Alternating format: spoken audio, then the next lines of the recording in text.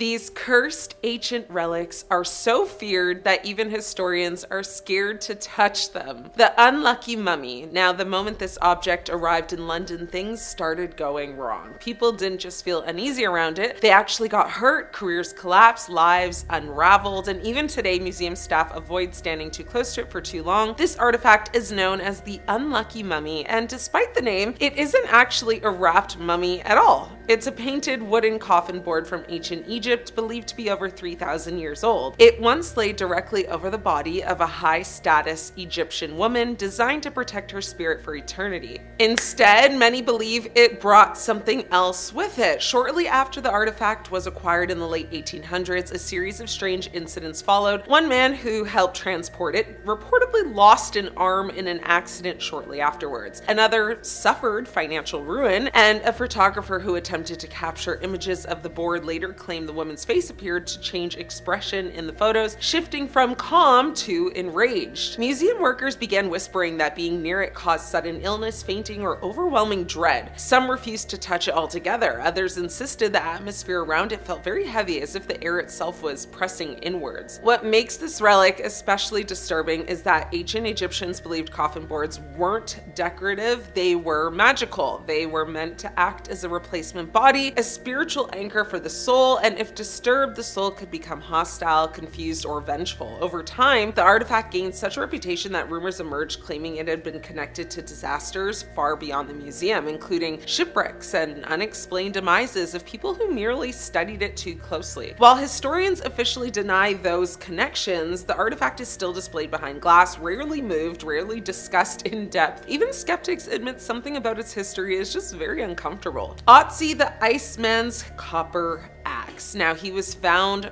frozen in time, and ever since, misfortune has followed him. In 1991, hikers in the Alps stumbled across a body emerging from melting ice. At first, authorities thought it was a modern passing. They were wrong by over 5,000 years. The man became known as Otzi or Otzi the Iceman, and with him were perfectly preserved tools, including a copper axe so advanced it rewrote what we knew about ancient technology. But soon after Otzi was removed from the mountain, a disturbing pattern began to emerge. Several people directly involved in the discovery, transport, and examination of the body and its belongings passed away under sudden or very violent circumstances. A forensic expert involved in the autopsy was unalived in a car crash. A mountain guide who helped recover the body later passed away in an avalanche. A journalist who documented the find passed from a brain tumor shortly after completing his work. None of these passings alone would seem strange, but together they formed a very chilling narrative. The copper axe in particular became the focus of unease. In ancient cultures, weapons weren't just tools, they were extensions of the soul. Otzi's axe showed signs of repair and care, suggesting it was deeply personal. Some researchers believed it was buried with him, intentionally to protect him in the afterlife. Others believe removing it broke a boundary. So to this day, Otzi's remains and belongings are kept in highly controlled environments, monitored constantly. While scientists, emphasize preservation, some privately admit they would never want to be the last person alone in the room with him, because whatever happened on that mountain might not be finished. Paranormal investigator Zach Bagans opened his very own haunted museum in Las Vegas in 2017, which is home to a number of items that supposedly have. One thing that's housed there is the Dybbuk Box, a wine box that is said to be so haunted by a Dybbuk, which is an evil spirit who is supposedly able to possess people. In fact, the box served as the inspiration for the 2012 movie The Possession. Now, the item came to fame when it was listed on eBay along with a creepy story about its past, and was eventually donated to Bagans for his museum. Side note, kind of, well, Post Malone? Well, apparently he has actually been cursed by the Dybbuk Box. He was at the museum when Bagans decided to take the plexiglass cover from around the box and actually touch it for the very first time. While he was touching the box itself, Post Malone actually grabbed his shoulder, enough apparently to transfer the curse. Now, in the months that followed Post Malone experienced one, his private plane was forced to make an emergency landing after its tires blew off. 2, 3 armed robbers targeted a home in San Fernando Valley that they actually believed to be his. And 3, his Rolls Royce was involved in a serious car accident. Yep, that sounds like curse to me, but time will tell if more things happen. The cursed chair, also known as Thomas Busby's stoop chair. This simple wooden chair is said to have been cursed by accused slayer Thomas Busby. Now, Busby was executed by hanging in 1702 in North Yorkshire, but before he passed, he allegedly performed something sinister on the chair in question. Over the years, several passings have been attributed to people sitting in the chair and later passing in suspicious circumstances. It now remains at the Thirsk Museum, where it is displayed hanging from the ceiling, making it impossible for anyone, even museum staff, to actually sit on it. Next up, Great Bed of Ware. In around 1590, carpenter Jonas Fosbrook crafted a giant bed so large that it is said to be able to sleep 4 couples. The extra large bed now lives at the Victoria and Albert Museum, but over the years, rumors have swirled that the bed is cursed by Fosbrook's ghost. Now, he allegedly made the bed to be slept on by nobility, but eventually commoners began sleeping on it as it traveled from inn to inn. His spirit is said to attack any low-bred person who dares to rest their head on it. The Great Bed of Ware has been mentioned in several literary works, including Shakespeare's Twelfth Night and Byron's Don Juan. Now, the Great Bed of Ware now sits on display at the Victoria and Albert Museum in London. No one can sleep on it. The Unlucky Mummy. This is an ancient Egyptian artifact housed in the British Museum with reputation for bringing misfortune and tragedy to those who come in contact with it. The mummy board, which is actually a wooden coffin lid adorned with vibrant paintings, was acquired in 1889. It was purchased by Thomas Douglas Murray, a wealthy collector in Cairo. Now, Murray's experience with the mummy were marred by a series of unfortunate events, including a firearm explosion that injured his arm and the unaliving of some of his close friends. Eventually, the museum sold the unlucky mummy to a private collector who tried to have the mummy exorcised. When he could not arrange it, he sold it for a handsome price to an American archaeologist who dismissed the happenings as quirks of circumstance. Now, the new owner arranged for the unlucky mummy to be shipped to New York aboard a sparkling new White Star liner about to make its maiden voyage. On the night of April 14th, amid scenes of unprecedented horror, the Princess of Amun-Ra accompanied 1,500 passengers to their demise at the bottom of the Atlantic. Of course, the name of the ship was, dun dun dun, Titanic. So as you can imagine, many people believe the unlucky mummy is the reason the Titanic sank. Photographers who have captured the mummy have reported strange occurrences such as, equipment malfunctions, unexplained noises. Sir Ernest Wallace Budge, the museum's keeper, attempted to mitigate the curse by moving the mummy to a different location, but the misfortunes just continued. The Catskills Crone, the traveling museum of the paranormal and occult, is home to many objects with dubious pasts, and one of the creepiest is known as the Catskills Crone. As the legend goes, a pair of hikers were trekking in the Catskills Mountains when they came across this statue, which has nails hammered into its eyes and a rope around its neck. They took it from the cave where it was found, bad idea by the way, and once they brought it home, they saw an apparition of a woman accompanied by a smell of pond water. The Annabelle doll. Paranormal investigators Ed and Lorraine Warren started their museum for items just like this one. Annabelle the doll served as inspiration for the Conjuring movies because of the creepy tale that accompanied her. Now, in 1970, the doll was given as a gift to a student nurse named Donna, who noticed eerie things about it, like the doll leaving notes on paper that said "help me," moving positions at the kitchen table, and even attacking one of their friends. They eventually had a medium step in to give an opinion. Now, the expert deemed it to be possessed, a viewpoint that the Warrens agreed upon when the doll eventually found its way to them. The expert had said that the doll was possessed by a little girl that had passed there named Annabelle Higgins, but the Warrens said no, that's not the case. The doll was actually possessed by a demon, summoned from the devil himself, and was there to use the doll as a vessel to manipulate and harm people. The doll has been locked up in their museum, thank goodness, but those who have experienced Annabelle, have been known to have experienced very traumatic events in their life, like car accidents, NDEs, and the doll is labeled as extremely dangerous. Well, good, keep that baby locked up then. The Dark Mirror, another object housed at the Traveling Museum of the Paranormal and Occult, is referred to as the Dark Mirror. The person who owned this mirror before giving it to the museum bought it at a psychic fair and said they saw terrible visions when looking at it. It is alleged that the mirror actually reflects the biggest fears of the viewer. People have reported seeing themselves age and disappear when they look into it. Some visitors to the museum have even reported seeing their own perished bodies when they gaze into the mirror. Yikes. The Koh-i-Noor diamond. Now, one of the world's largest cut diamonds is said to hold a centuries-long curse. The Koh-i-Noor diamond clocks in at over 105 carats and is part of the British crown jewels. The diamond once belonged to Ranjit Singh, who found founded the Sikh Empire, but it was eventually taken by the East India Company and claimed by the British. The conflict that surrounded the possession of the jewel is said to put a curse on any man who wears it. Luckily, the last few wearers have been women, and they all seem to have remained uncursed. Robert the doll. This doll, apparently even scarier than Annabelle, is a haunted doll that is currently on display at the Fort East Martello Museum in Key West, Florida. According to legend, Robert was once owned by a young boy named Robert Eugene Otto, who received the doll as a gift from a Bohemian servant in the early 1900s. Now, the servant was allegedly skilled in voodoo, and it is believed that she placed a curse on the doll. Robert was terrified of this doll, claiming that it would come to life and cause,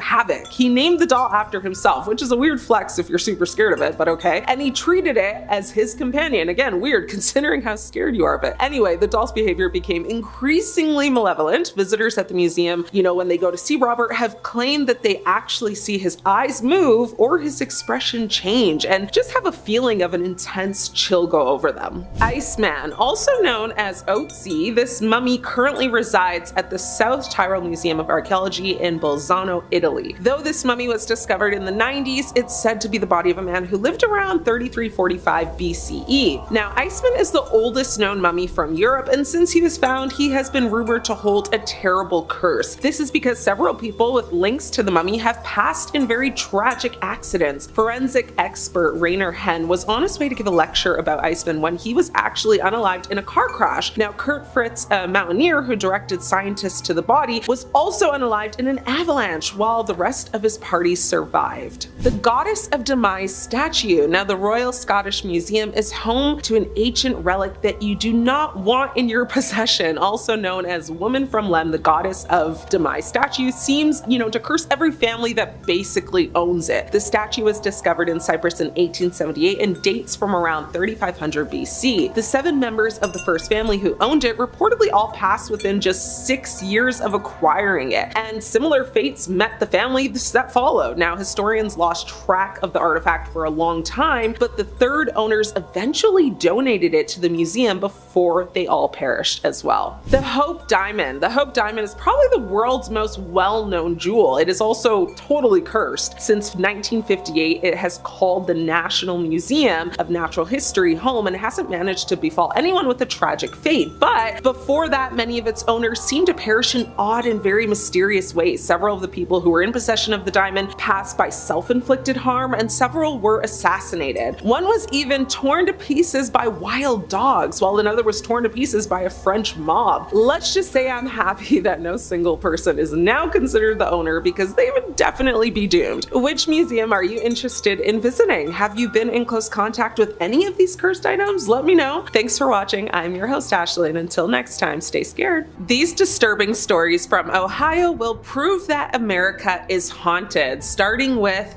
the Thurber house in Columbus, Ohio. James Thurber lived in the house from 1913 to 1917, and during his time there, he suffered from various health issues, including a detached retina, which left him almost blind. In 1915, Thurber's brother, William, passed away in the house due to complications from a burst appendix. Currently, the Thurber house is a museum dedicated to the American author and cartoonist who lived there and even experienced ghostly encounters of his own. But centuries ago, the property was built on traces of the Ohio Lunatic Asylum, specifically near the State of Ohio Asylum for the Insane Cemetery. Now, in 1868, the Ohio Lunatic Asylum burned down and the land was divided into 3 residential parts, one of which later became the Thurber house. People who visit the house say they've seen books flying off the shelves and heard footsteps on the back staircase, as well as doors creaking and doors opening and closing on their own. Yvonne Hydes is an events manager for the Scottish Ghost Company and has organized paranormal investigations across the country. And during one such event at Provan Hall, she received an old-looking doll from one of the members. After taking it home and placing it in her spare room, a number of strange incidents occurred on the property.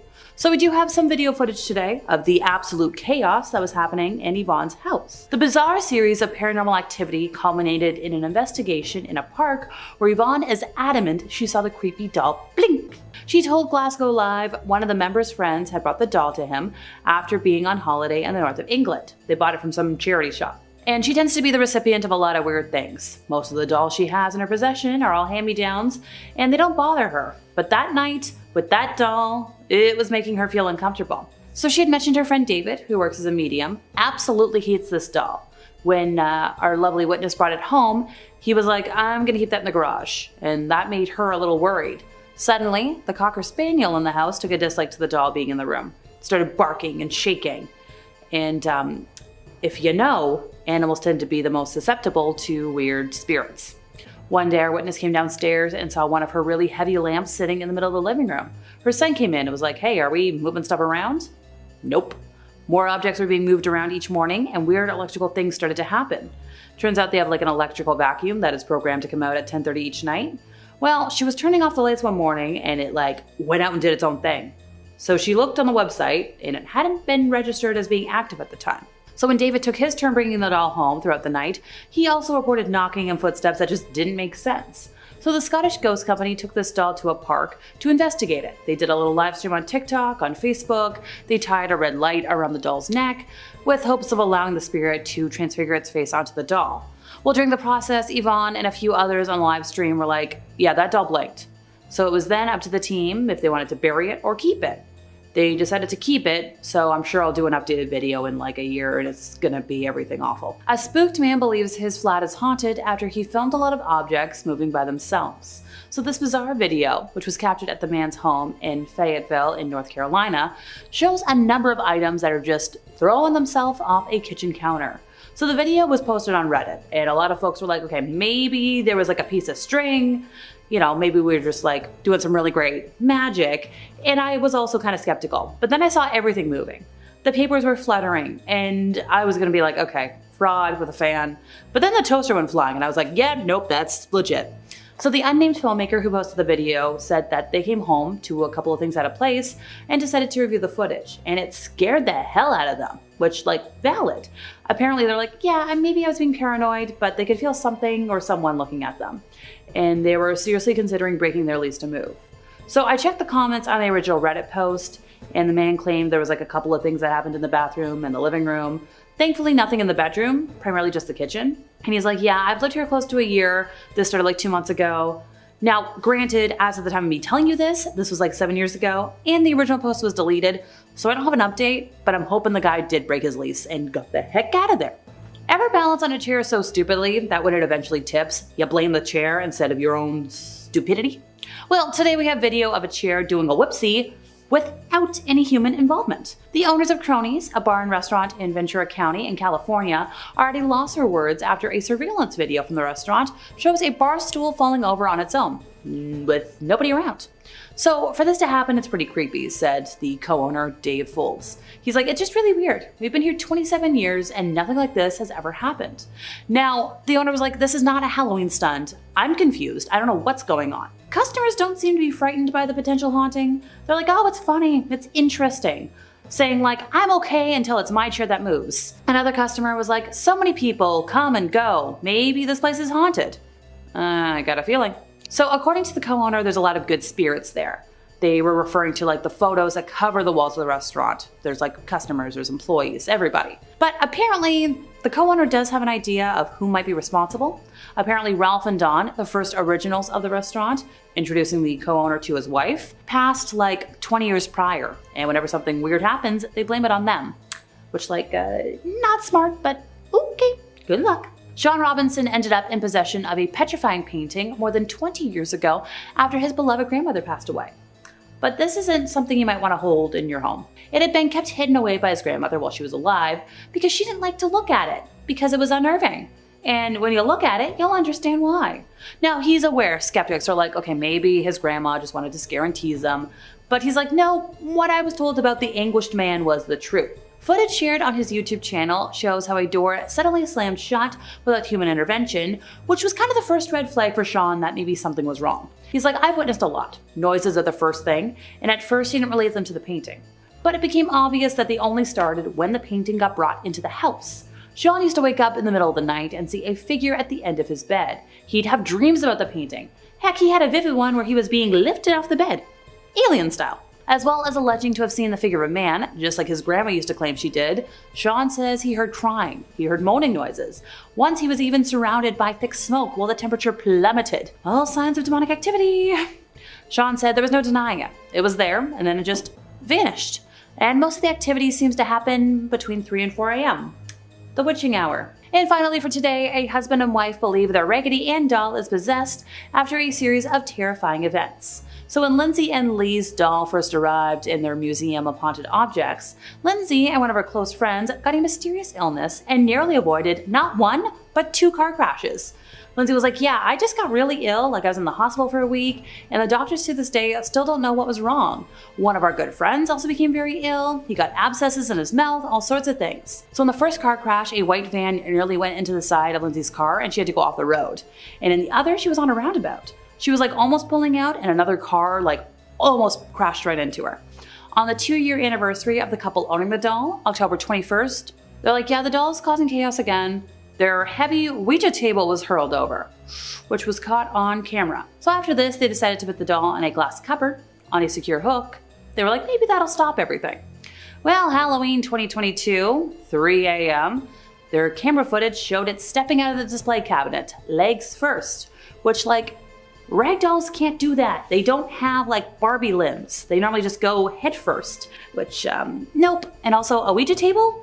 You're tempting fate. In 2014, the movie Annabelle told the story of a haunted doll that was said to have been possessed by a malevolent spirit. However, the true story behind the Annabelle doll is far more fascinating. The Annabelle doll is a Raggedy Ann doll that was purchased by the mother of a nursing student named Donna in the 1970s and given to her as a Christmas gift. But hold on, she was apparently 28, so why was her mom giving her a doll at 28? Is that not weird already? Anyway, shortly after, Donna and her roommate began to experience strange occurrences, including unexplained noises, movements, and changes in temperature. The student and her roommate noticed the doll changing positions and leaving notes on the floor. It's reported that one of the paper notes had the word "help me" written on it in crayon. The doll also appeared in different rooms. A male friend actually woke up with the doll staring at him and felt like he was being and suffocated. He also allegedly noticed he had scratch marks all over his body. He was angry when retelling this nightmare that he allegedly then picked up the doll and chucked her raggedy body across the floor. Geez, scary and weird, right? Now, if you thought it was a dream, why are you so pressed though? It's alleged that one morning while the nurses were eating at their breakfast nook, Annabelle's 2 flimsy little cloth arms levitated onto the table.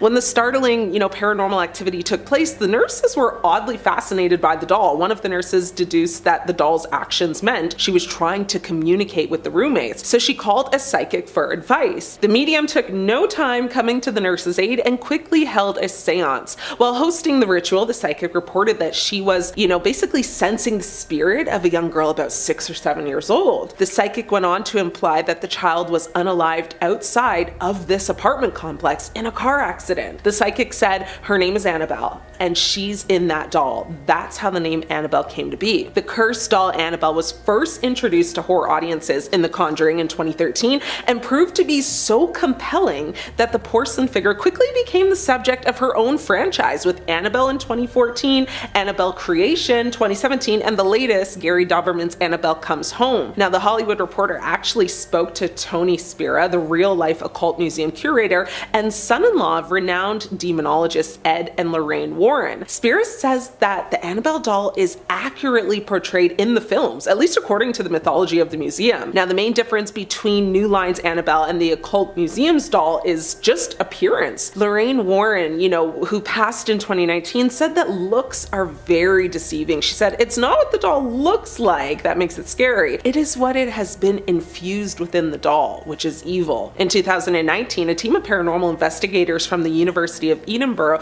conducted a thorough analysis of the doll, including its history, composition, and alleged paranormal activity. Their findings revealed that the Annabelle doll is not in fact haunted, but rather its strange behavior can be attributed to a combination of psychological and environmental factors. The investigators concluded that Donna's experiences were likely the result of a combination of stress, anxiety, and the power of suggestion. As Dr. Caroline Watt, a paranormal investigator from the university, noted, the Annabelle doll is a fascinating example of how our perceptions can be influenced by our expectations and beliefs. Now, that's questionable to many people who do believe the doll is haunted. Today, the Annabelle doll remains safely housed behind a locked glass case in Ed and Lorraine Warren's Occult Museum. Next up, the Hope Diamond. The Hope Diamond is one of the most famous diamonds in the world, with a history dating back to the 17th century. The diamond was actually discovered in India in 1673,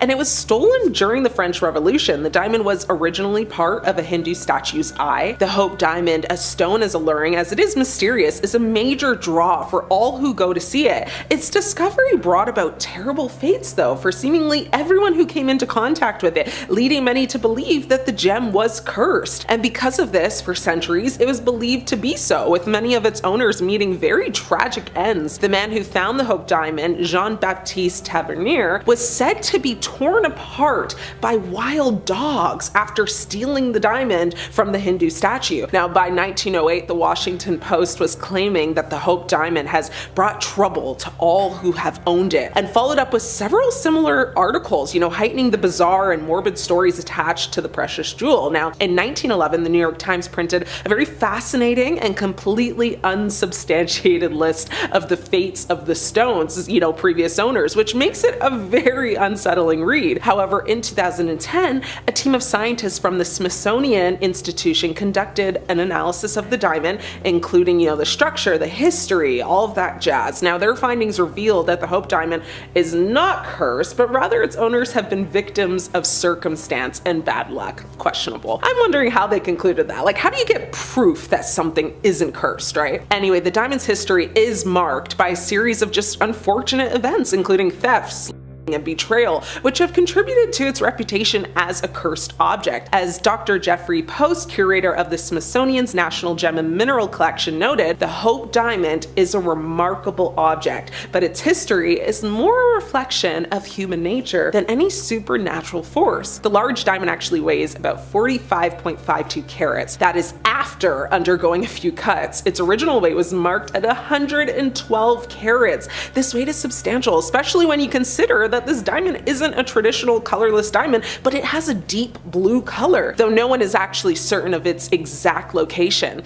The large diamond faced its first cut in 1168 when it was purchased by King Louis XIV of France and crafted into one of his crown jewels. It worked its way down through the family until Louis XV and his wife Marie Antoinette had it. When the couple were beheaded in the French Revolution and the royal treasure, pilfered, the Hope Diamond was lost, and its cursed reputation then took root. The general public can view the Hope Diamond in the Harry Winston Room in the Hall of Geology, Gems and Minerals of the Natural History Museum of the Smithsonian Institution in Washington, D.C. That was a mouthful, so if you're ever in Washington and want to catch a glimpse, go for it. Next, we have the Busby Stoop Chair. The Busby Stoop Chair is a notorious object that is said to be haunted by the ghost of Thomas Busby, an executioner who was crucified in 1702. According to legend, anyone who sits in the chair will be cursed with bad luck and eventually meet a very tragic end. After many generations of victims falling, to fatal accidents, the cursed chair would be sold to the Thirsk Museum,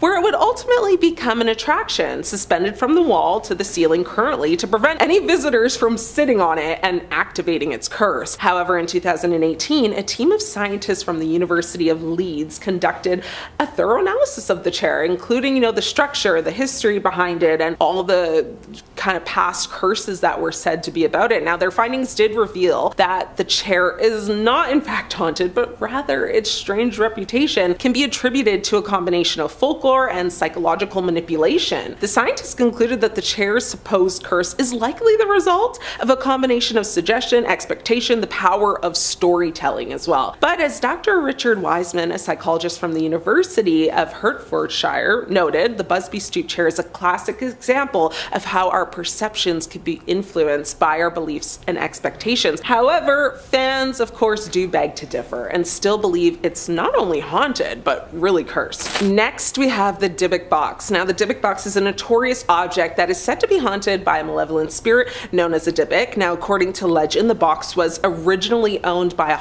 survivor who used it to contain the evil spirit. Essentially, the box is claimed to contain a trapped Dybbuk, causing misfortune to anyone who opens it or comes in close proximity with it. The term Dybbuk actually comes from Jewish folklore, where it represents a wandering spirit that can possess a living person to achieve its goals. Now, people who have allegedly owned the Dybbuk box report experiencing various negative events like sudden illness, extreme bad luck, feelings of anxiety, and even physical manifestations. The Dybbuk box gained widespread notoriety due to, paranormal investigators like Zach Bagans featuring it on their shows, and it even inspired horror films like The Possession. Last on my list for today is Robert the Doll. Robert the Doll is a haunted doll that is on display at the East Martello Museum in Key West, Florida. The doll is said to be the most haunted doll in the world, so beating out our girl Annabelle. Now, some key points about the doll is that, a young girl gave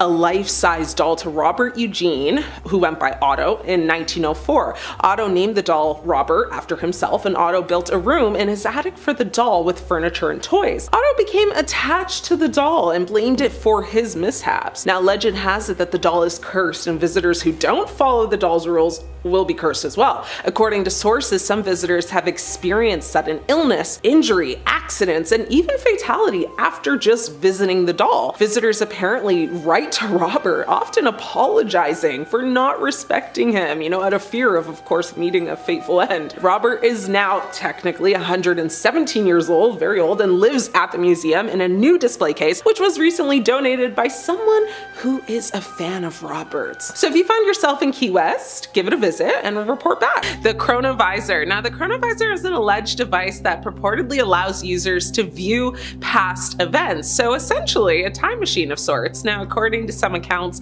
it was developed in the 1950s by Father Pellegrino Ernetti, a Benedictine monk with assistance from scientists, including Nobel laureate Enrico Fermi. Now, Ernetti claimed to have used the Chronovisor to obtain a photograph of the crucifixion and to witness a performance of the lost play Thyestes in ancient Rome. Now, the claims surrounding the Chronovisor and Ernetti's work have been met with skepticism and controversy. Some evidence suggests the photograph of the crucifixion was a reversed image of a postcard, and doubts have been raised about the authenticity of his transcription of, the Thyestes. Now, the device supposedly used a series of antennas and exotic metals to capture residual electromagnetic radiation left by past events. While the Vatican has never confirmed its existence, rumors persist that the device is hidden within the Vatican's secret archives, deemed too dangerous due to its potential to alter, perceptions of history and challenge established doctrines, which would explain why even the Pope has refused to go near it. The Devil's Bible, which is the Codex Gigas. Now, the Codex Gigas, often referred to as the Devil's Bible, is a massive 13th century manuscript originating from Bohemia. Now, the Codex Gigas is the largest extant medieval illuminated manuscript in the world at a length of 92 centimeters. Its most striking feature is a full-page illustration of the devil, leading to legends that it was created in a single night through a pact with Satan. While the manuscript currently resides in the National Library of Sweden, some believe the Vatican possesses a copy, or related texts that are actually kept hidden due to their blasphemous content and the fear that reading them could invoke demonic influences. Researchers estimate that it would actually take one person 5 years, or around, the clockwork, to complete the Codex Gigas, meaning it's more likely that this one scribe spent between 10 to 25 years, or 3 hours a day, writing and illustrating the manuscript. In the internet age now, the Codex Gigas is now accessible online, allowing people from all around the world to explore its pages. Now, this newfound accessibility has its advantages, aiding researchers and history enthusiasts. Yet, it also raises questions about the risks of spreading its mysterious contents to a wider audience. It's been said that this is one item that the Pope won't touch, even with a pole. The Spear of Destiny, also known as the Holy Lance or the Spear of Longinus, is believed to be the weapon that pierced the side of Jesus during the crucifixion. Now, over the centuries, it has been associated with immense power, with legends claiming that whoever possesses it holds the fate of the world in their hands. Now, the spear is associated with immense power and just the ability to basically control world events for good or for evil. Throughout history, various figures like Emperor Constantine, Napoleon, and even far worse ones have been fascinated by the spear, seeking to possess it. Now, there are multiple claims to the original spear, with some relics housed in various locations like St. Peter's Basilica in Rome and the Hofburg Treasure House in Vienna. The spear has been a symbol of power, destiny, and religious belief, influencing historical events and shaping narratives. Now, due to its controversial history and the potential for misuse, it's rumored that the Vatican has secured the spear, with the Pope refraining from direct contact to avoid dire consequences associated with its legends. Third Secret of Fatima. Now, the Third Secret of Fatima, revealed in 2000 by the Vatican, describes a vision of persecution and the attack on a bishop dressed in white, interpreted as a prophecy of the 1981 assassination attempt on Pope John Paul II in 1917. Now, 3 shepherd children in Fatima, Portugal, basically reported visions of the Virgin Mary, who entrusted them with 3 secrets. Now, while the first 2 were revealed early on, the third secret remained undisclosed until the year 2000. However, many believe that the full content of the third secret has never actually been entirely revealed, as it allegedly contains apocalyptic prophecies. Now, the Vatican, along with other interpretations, saw the secret as a warning about, the persecution of Christians and the dangers of war. Now, some interpretations also include the vision of hell, notes on the Fatima website. Now, the Vatican's reluctance to disclose the complete secret has led to a lot of speculation that its contents are so disturbing that even the Pope avoids direct engagement with the original documents. The True Cross relics. Now, relics of the True Cross, or pieces of the cross on which Jesus Christ was crucified, are venerated by many Christian, denominations as objects of devotion. Now, these relics are believed to have been discovered by Saint Helena, the mother of Emperor Constantine, during a pilgrimage to the Holy Land. Saint Helena reportedly found not only the cross, but also the 3 nails used for the crucifixion. Saint Helena reportedly discovered and donated many other relics of the True Cross, including smaller pieces to the Basilica Santa Croce in Rome. Now, fragments believed to be from the True Cross, the cross upon which Jesus was crucified, are held in various churches worldwide. The Vatican possesses several of these relics. While they are, there are tales of certain fragments being associated with malicious or, basically just ominous events. Now, some stories suggest that specific pieces have been actually locked away due to unexplained occurrences, with the Pope choosing not to handle them directly, just to prevent potential supernatural repercussions. The Grand Grimoire. Now, the Grand Grimoire is a legendary book of black magic said to contain rituals for summoning demons and forging pacts with them. Now, the book describes several demons as well as the rituals to summon them in order to make a pact with them. Now, it also details several spells for winning a lottery, talking to spirits, being loved by a girl, making oneself invisible, etc., etc. While its existence remains unverified, some believe that a copy does reside within the Vatican's secret archive. Now, given its content, it's, purported that the Pope and other high-ranking officials avoid any interaction with the text, fearing the spiritual dangers that it poses. The Shroud of Turin. Now, the Shroud of Turin is a linen cloth bearing the image of a man, believed by many to be Jesus Christ, and is considered a significant religious relic by many people. Now, the cloth is actually housed in the Cathedral of San Giovanni Battista in Turin, Italy. Authenticity has been the subject of much debate, though, particularly after radiocarbon dating tests in 1988 indicated a date range of 1260 to 1390 CE. Which is much later than the traditionally accepted date of Jesus's, crucifixion. Now, the first recorded instance of the shroud was in 1354 in Liry, France. Now, it was presented to the church by a knight named Geoffrey de Charnay, who claimed it was Jesus's burial shroud. Now, in 1389, the Bishop of Troyes, Pierre de Arcis, denounced it was a forgery. Now, the shroud was later acquired by the House of Savoy and moved to Turin, Italy in 1578. 1968. It is now actually preserved in the Royal Chapel of the Cathedral of San Giovanni Battista in Turin. While it is, one of the most studied artifacts in human history, its authenticity does remain debated. The Vatican has been very cautious in its handling of the shroud, with popes, often observing it from a distance during public displays, possibly due to its controversial nature and the mysteries surrounding its origin.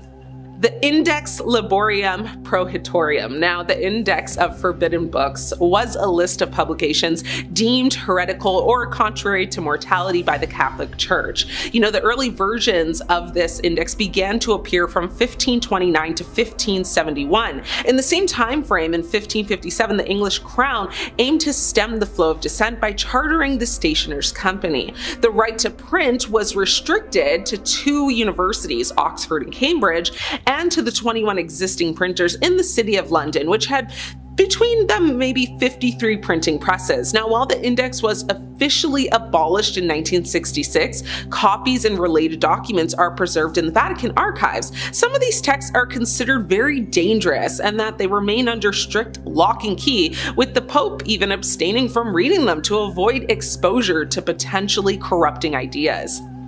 The Papal Tiara of Lucifer. Now, the phrase Papal Tiara of Lucifer is a symbolic association, not a historical fact. It highlights the association of Lucifer, Satan, with the Papal Tiara, a symbol of the Catholic Church's head of state, the Pope. Now, this phrase suggests a connection between worldly power and religious authority, with the figure of the devil often seen as a symbol of evil and rebellion against God. A legend speaks of a Papal Tiara that was crafted but never actually worn, known as the Tiara of Lucifer. It's said to have been commissioned during a tumultuous period in church history and imbued with symbols considered blasphemous. Now, due to its controversial nature, the tiara was hidden away, with successive popes refusing to even acknowledge its existence, let alone wear it. The vial containing the dried blood of Saint Generis, which liquefies miraculously on certain occasions, is kept in Naples, but the Vatican has its own blood relics with similar phenomena. Now, some of these relics have exhibited unpredictable behavior, leading to concerns about their origins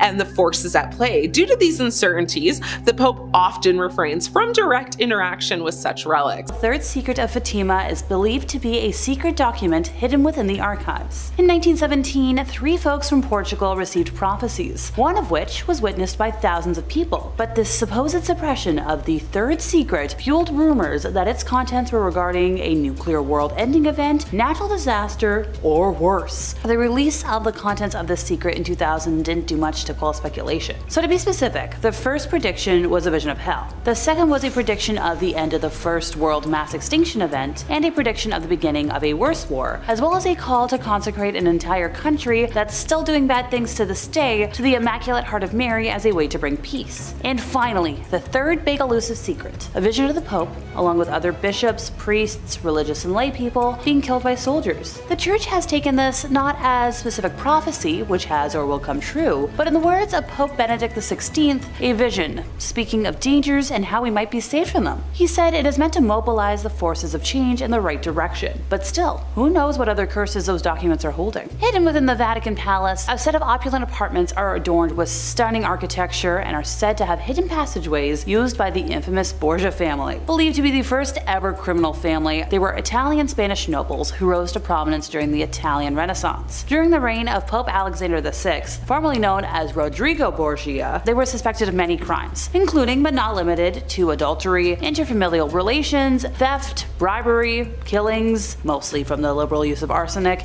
and worse. Because of their grasping for power, they made enemies of the Medici family and the Dominican friar Girolamo Savonarola, among many others. This family stands out in history as being infamously steeped in sin and immorality. Going back to that mention of Alexander VI's reign, it is reported that they hosted a lot of naughty parties in the Vatican Palace, the banquet of chestnuts being considered one of the most disreputable balls of this kind, with reports of 50 courtesans in attendance for the entertainment of the banquet guests. It is alleged that not only was the Pope present, but also 2 of his offspring, Lucrezia and Cesare, were were also there. If you were wondering, the Pope had descendants? While a cardinal, Pope Alexander maintained a long-term illicit relationship with Venosa de Catene, with whom he had 4 descendants: Giovanni, Cesar, Lucrezia, and Giuffre. Rodrigo also had offspring with other women, including a daughter with his mistress, Giulia Farnese. Cesar went on to kill Giovanni in hopes of gaining more power within the family, and was successful on that front. Lucrezia was a notorious poisoner. She became famous for her skill at political intrigue and the mysterious deaths and disappearances of her husband. I wouldn't want to mess with whatever evil spirits are still lingering around those old apartments and passageways, since there's probably a reason they aren't used anymore. The most cursed ledger of all time that calls the Vatican archives its home would have to be the record of exorcisms conducted by the Catholic Church. A famous man once said, "The greatest trick the devil ever pulled was convincing the world he doesn't exist." And in modern-day Vatican City, the devil is considered alive and well. The late Pope John Paul II personally performed 3 exorcisms during his reign, and Pope Benedict XVI expanded the ranks of the Catholic-sponsored exorcists throughout the world. In fact, Father Gabriel Amorth, the Church's chief exorcist, claims to have expelled more than 300 demons a year from the confines of his Vatican office. And there's about 350 exorcists operating on behalf of the Catholic Church in Italy alone. Father Gabriel also teaches bishops how to tell the difference between satanic possession and psychiatric illness, noting that those who suffer from the former seem to be particularly repulsed by the sight of holy water and the cross. So in Catholicism, exorcisms are performed in the name of Jesus Christ. And there's a distinction between major and minor ones. Minor exorcisms are included in some blessings in which priests call sacraments, such as blessed salt. The Catholic rite for formal exorcism, which is the major one, is given in section 11 of the Ritual Romana. The ritual lists guidelines for conducting this, and for determining when a formal one is required. In Catholic practice, the exorcist also has to be an ordained priest, if that wasn't obvious. They recite prayers according to the rubrics of the rite, and make use of religious materials, such as icons, sacramentals, and holy relics. The exorcist invokes God, specifically the name of Jesus Christ, as well as saints of the Church Triumphant and the Archangel Michael to intervene as needed. According to Catholic understanding, several weekly exorcisms over many years are sometimes required to expel a deeply entrenched demon. The Holy Rosary has a very important power, and also holy water, really important here. Going back to Father Amorth, he states that in the year 2000, Pope John Paul II attempted to exorcise a woman, but failed. Father Amorth later witnessed the possessed woman crawling up walls like a spider. Absolutely terrifying. A filed lawsuit claims that during the evil German dictator's reign, the Vatican Bank received at least 200 million Swiss francs from his puppet Utasha regime, money that his followers allegedly looted from groups of people they set out to eliminate. The class action lawsuit, headed up by attorney Keelan Friesen at Minneapolis law firm Zimmerman Reed, involved 2,000 plaintiffs, seeking an accounting of the funds as well as restitution that could go up to like 200 million. The claim also names as yet unidentified Swiss, Austrian, Argentine, Spanish, Italian, Portuguese, and German banking institutions, where according to the lawyer, some of this plunder might have been routed to help war criminals escape to Argentina. The suit relies on once classified documents from various countries that have been made public over the last couple of years. Well, the last many years, as well as a 1998 US government report that was issued. Some of the report's most damning evidence appears in a 1946 intelligence memo from a US Treasury agent named Emerson Bigelow, who states that the Swiss francs were held in the Vatican for safekeeping. The Vatican has consistently denied allegations of receiving Yahtzee gold, and said its internal review showed no trace of such funds, because you're going to trust the internal review from a bank that actually destroyed their records for 70 years before going public on occasion. One of the reasons the Vatican has been criticized is because it refuses to open its archives. A key figure in helping folks keep this money hidden was Krunoslav Draganovic, a Croatian priest who was the head of the College of San Girolamo in Rome. So men in Croatia who wanted to become priests lived at San Girolamo while studying for ordination, and after the big mass extinction event, the college served as a safe house for the Utashi underground. So it's alleged that Draganovic aided Utashi military and civilian leaders who had been in power in Croatia and committed crimes. Krunoslav's assistance consisted in obtaining false documents and safe passage out of Italy. Experts write that there are allegations that Krunoslav used his Vatican Bank connections to launder the gold stolen by the Utashi, and that he was paid for his cooperation. By the way, Krunoslav admitted that in 1945 he had personally moved 40 kilos of Utashi gold to Rome, concealed in packing cases. A request made under the Freedom of Information Act resulted in the 1997 release of Bigelow's report. Criminal conduct described in the report led to the institution of a 1999 lawsuit against the Vatican Bank, filed by survivors and descendants of the Utashi. But the lawsuit was dismissed in 2009 under terms of the Sovereign Immunities Act. Although the legal case no longer stands, there's a lot of moral questions around all of this. Ever since allegations concerning the Vatican Bank and the Croatian plunder became public, there's been a lot of requests to the Vatican to allow access to the archival documents, and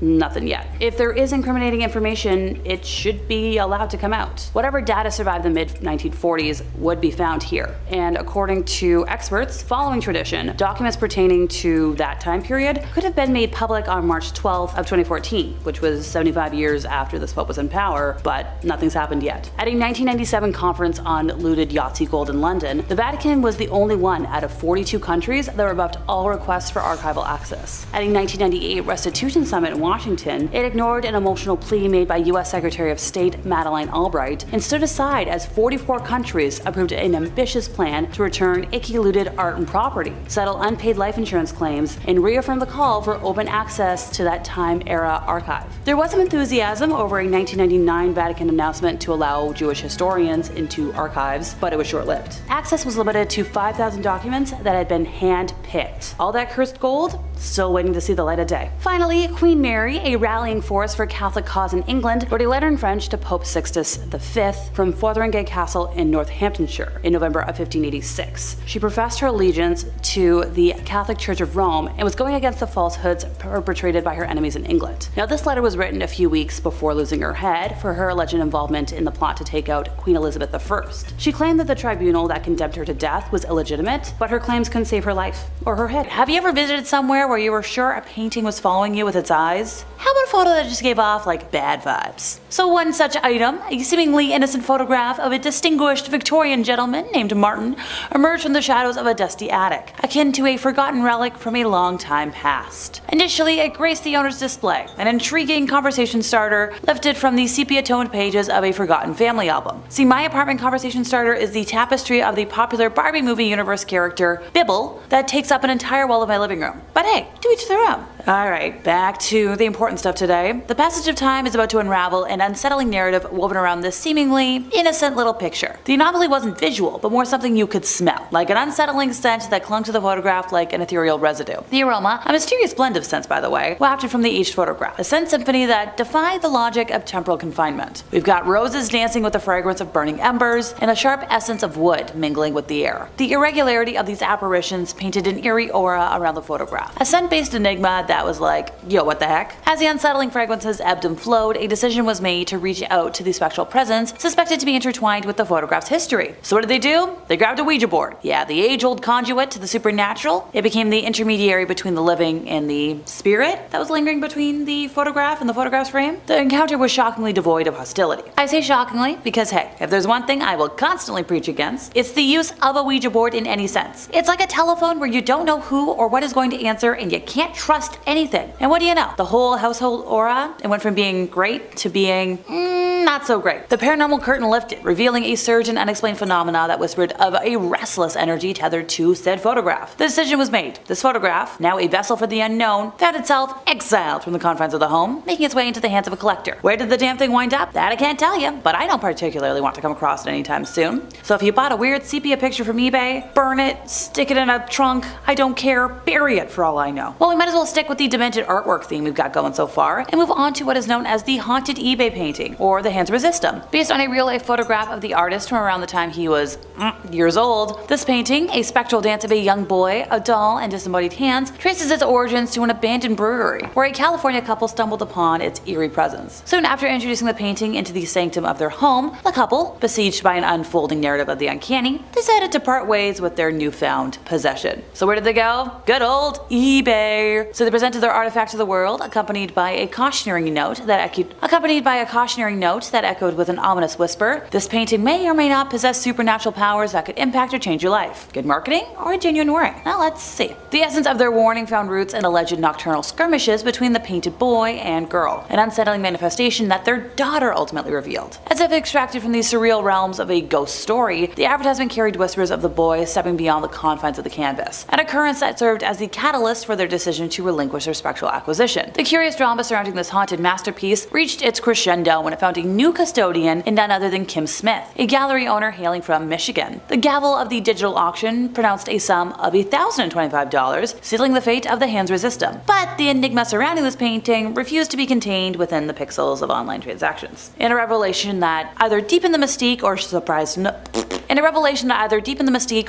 nobody, depending on how you look at things, Kim Smith disclosed that her inbox bore witness to a procession of emails, testimonials from individuals claiming visceral reactions just by looking at a photograph of the painting. Reports of repulsion and physical illness became the postscript to the tale of the haunted eBay painting. This ordinary artifact turned conduit to the spectral, illustrating that even in the realm of e-commerce, the line between the tangible and the ethereal can kind of blur, and not in a good way. Now, if you feel ill after my talking about this painting today, please let us know in the comments so we can do a 10-part experiment on everybody's psyche. I'm kidding. Don't you trust me? Here's something you don't see every day, or at least I don't. How about we try on a haunted bra for size? Not actually, you weirdos, just in theory. It's one of the weirdest, frightening, but maybe one of the least sanitary items posted on eBay on today's list. Alright, picture this folks. A one-time used bra, white and kinda ratty, and designed for a woman with a 32A bust. But it's also packing some major spirit power, or so claims Tanya Rose, the woman selling it. But this isn't a second-hand bra, it is a third-hand bra, because the listing claims it belonged to a deceased woman, one who lived a life with a lot of amorous adventures and partying before she met an untimely end. So why would you want it? Because according to the seller, the spirit of this crazy lady never quite left. Her spirit is still hanging around in her bra, and anyone who wears it will inherit her success in the romantic world. Get ready for a big increase in the number of admirers and gifts. But it may not have wound up with a woman, because it supposedly has another ability. So if you're gonna put a lit white candle near the bra, the spirit of the woman will appear. But if you're gonna place a red candle, the owner's gonna come back and greet you with a very sensual encounter with the spirit world. And while this is terrifying at all, it kind of reminds me of another haunted bra from pop culture. Anybody remember George the Bra from iCarly? Does anybody remember George the Bra from iCarly? So he was this large pink bra who told ghost stories to anybody watching, and he made his first appearance on an iCarly sketch in the episode I Give Away a Car, and also appeared at the beginning of I Saved Your Life. Heck, at one time there was even a segment on the actual website, iCarly.com, that was dedicated to his stories. So I guess he's not the only haunted bra anymore. Okay folks, we're gonna move on to a different bust,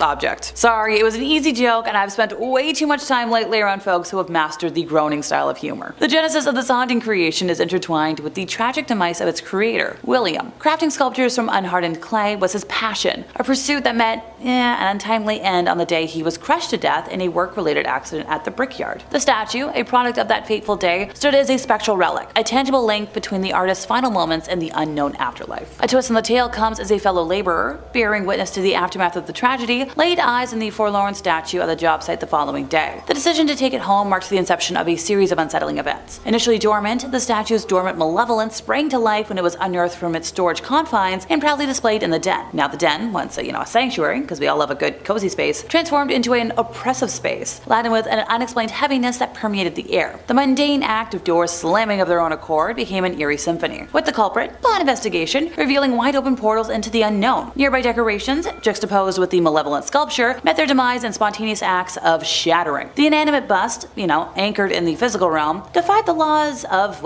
everything. It exhibited a will of its own, orchestrating a macabre ballet as it pivoted to face the wall without even the slightest human intervention. The surreal crescendo reached its peak when a dark shadow or mist, an elusive apparition, materialized in said den, heightening the spectral ambiance. Terrified by the unfolding supernatural saga, the owner was like, okay, let's get rid of this thing, I can't do it anymore. Desperation and fear impelled him to beseech a friend to orchestrate the artifact's exodus from his life, if you will. The friend, perhaps understanding the gravity of the situation, turned to eBay. I feel like Christian Borle when I say that. Thrusting the haunted statue into the labyrinthine corridors of online auctions, leaving its paranormal legacy for a new, unwitting custodian to unravel. And people wonder why young folks aren't buying random art to display in their homes anymore. Seriously. Alrighty everybody, we're gonna end today with some of my favorite haunted items in the whole wide world, haunted dolls. Since they're sadly a bit of a cliche, I figured it was best to save them until the end of our time, so I didn't risk anybody getting bored right off the bat, and so I wouldn't be tempted to turn today into a top 5 scary dolls for sale. Granted, I might still do that, to be determined. The doll that mostly caught my attention today was this beautiful Anne of Green Gables doll. With her copper braids, dark green dress, straw hat, and porcelain skin, she'd fit in really nicely amongst my personal collection. But this doll, located in Windsor, Ontario, came with a picture of her supposed spirit. The description says, "This is not a joke, she is very active." Now, I already own a couple of demon dolls, so maybe I don't want to mess with too many spirits. The seller claims that the doll was purchased at a garage sale 20 20 years ago and has moved positions on its own. And it can be yours for a mere $60 plus shipping, which is a steal if you ask me. I was performing at an oddities market recently, and the haunted dolls at that event were going for a premium. Mostly because in a crowd like that, it's pretty easy to find out if the item in question is a fake. Oh, you don't believe me? Okay, well let's see. We've got this event. It was run by a world-renowned mind reader who owns one of the most spirited dolls I've ever been in the presence of. If you've heard of Walt, yeah, his owner. Another one of the vendors was an extremely experienced tarot reader who can call BS in an instant. And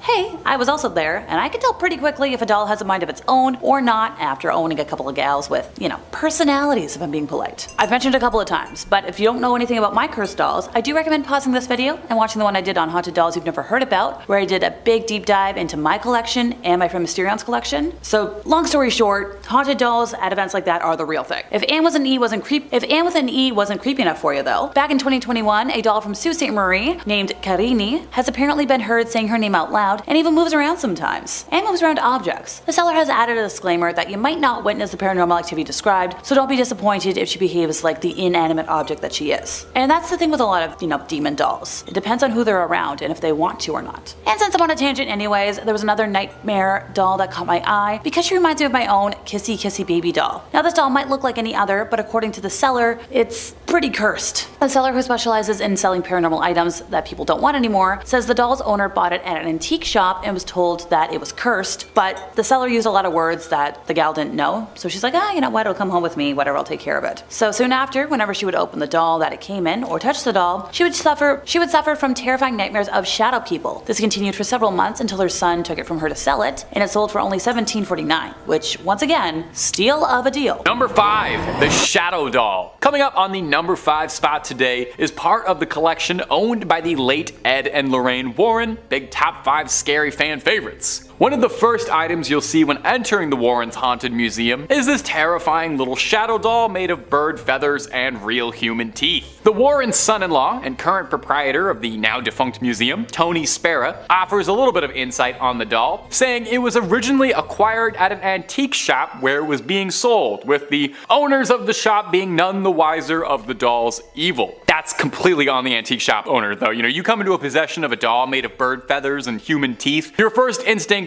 should not be to stick a price tag on it. You should toss it into the ocean or burn it, something like that. Spera claims that the doll's curse works by taking a photograph of the doll, and then when it develops, you write the curse that you'd like to inflict on the back of the photo, and you send that to your victim. And the person who opens the envelope and sees the doll in the photograph will invite the curse into your home. Now, probably a lot of pictures of the shadow doll behind me, or pictures of the shadow doll being interspersed in this video right now. I just want to tell you, I don't have any curses in mind.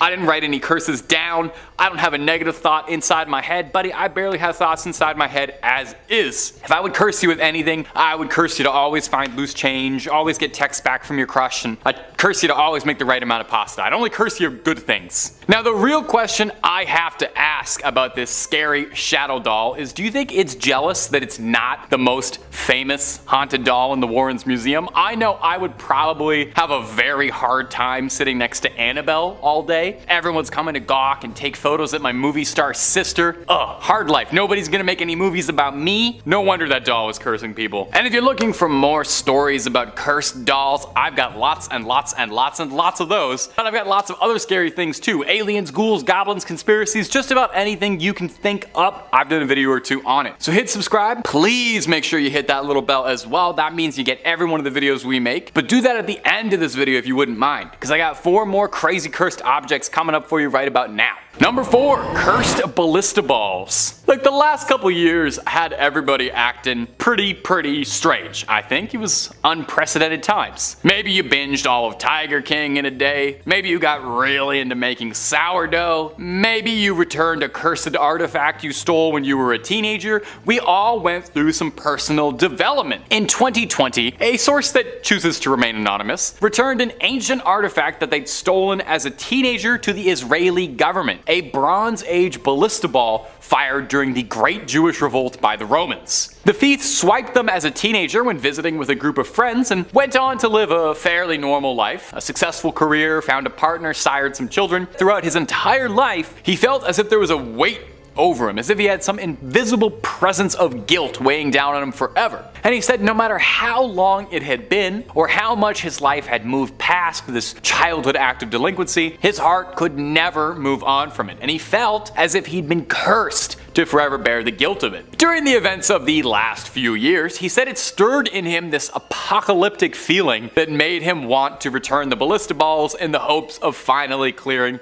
his conscience. Do you think at any point during all that fun stuff during the quarantine and everything, do you think he was ever worried that he might have accidentally done it by moving those ballista balls and that's why he had to put them back? Through Facebook, he ended up getting put towards the right channels within the government to return it. But you know what's really bizarre about this bizarre story? This isn't even the first time this has happened, because in 2015 an almost identical story played out. In 2015, 2 ballista balls were returned to Israeli authorities alongside a note stating, "I took these in 1995 from a residential quarter at the foot of the summit. They have brought me nothing but trouble. Please do not steal antiquities." Well, I've got to say it's a nice change of pace to hear about people trying to undo a curse before anything got too heated. And you know what? I like these stories. It's a very easy to follow message for those of us listening at home. Don't steal antiquities. Unless you're Indiana Jones, that should be some pretty easy advice to follow in your life. Number 3, the Crying Boy painting. Some of my favorite cursed objects are a good haunted painting. Maybe it's because I had a huge fondness for Ghostbusters 2 as a little guy, and it's got a haunted painting as the main bad guy of that movie. Maybe it's just because I'm very enticed by the uncanny valley of a pair of eyes that you can look at but can never look at you back. We'll probably mention that in therapy next time. Anyway, case in point, take a look at this painting, the Crying Boy. Looks like a fairly normal painting, wouldn't look too out of place in your dentist's office. It's not really my kind of art, but I'm sure a generation of grannies loved to put this in the parlor. It's been the center of a series of strange coincidences that are just too darn odd to be true. It was painted by an Italian painter, one Giovanni Bragolin, and mass-produced as a print across the 50s, so everyone could enjoy this sad crying boy in the comfort of their own home until they would burn down. Because for some bizarre, possibly paranormal reason, firefighters around Essex, London would report that frequently, amidst smoldering ruins of a burned down house, repeatedly they would find the Crying Boy painting completely untouched by the flames, even when everything else had burned to ash. Now, this happens once, that's bizarre. 2, very strange. If this happens 3 times, you've got yourself an outright paranormal mystery on your hands. The British tabloid The Sun loved the story and was spreading stories of the cursed paintings like a house on fire. Too soon? The Sun printed out warnings of people who owned the painting and that they should get rid of it, lest they find themselves smelling smoke. The story was so popular and people were so invested in the curse of the Crying Boy that the Sun tried to take it upon themselves to rid London of the curse by, get this, holding a bonfire in which anyone who owned a print of the cursed painting could come, torch it, and hopefully exorcise whatever demons had got into the printing press. The bonfire was a raging success, with sackfuls of the prints being torched, seemingly ending the curse of the Crying Boy. After hearing about this story though, does anyone else kind of want one of the prints? I don't know, there's something about it. Number 2, the Hope Diamond. The Hope Diamond has shown up more than a few times on this channel, and for good reason. It's considered one of the most haunted rocks on the planet. The diamond was first uncovered in India, with reports purporting that the diamond was plucked from the eye of a statue of the goddess Sita, the goddess of beauty and devotion. Legend has it that the first person who stole the diamond was mauled by dogs shortly after taking it. That's a pretty quick curse. From here, the diamonds passed through countless hands, never staying in one place for too long. It's said to have been owned by King Louis XVI and Marie Antoinette, who, as far as I know, never had anything too bad happen to her. Nothing worth losing your head over worrying about. That's a little history joke for you. Throughout the diamond's storied history, it's been said that just about every owner suffered a horrific fate. 14 confirmed deaths and owners throughout history, and that's only the ones we know of for sure, as there could be countless more. The jeweler who recut the stone into its current form, William Falls, died a ruined man in poverty and hardship. His son Hendrik stole the stone from his father, who would later be prompted to take his own life for the crime. After passing from owner to owner under grisly circumstances, it made its way to Harry Winston, an American jeweler who, possibly making the only good choice of anyone on this list, thought it better to play with his odds and donated the diamond to the Smithsonian Museum in 1958, where it currently resides,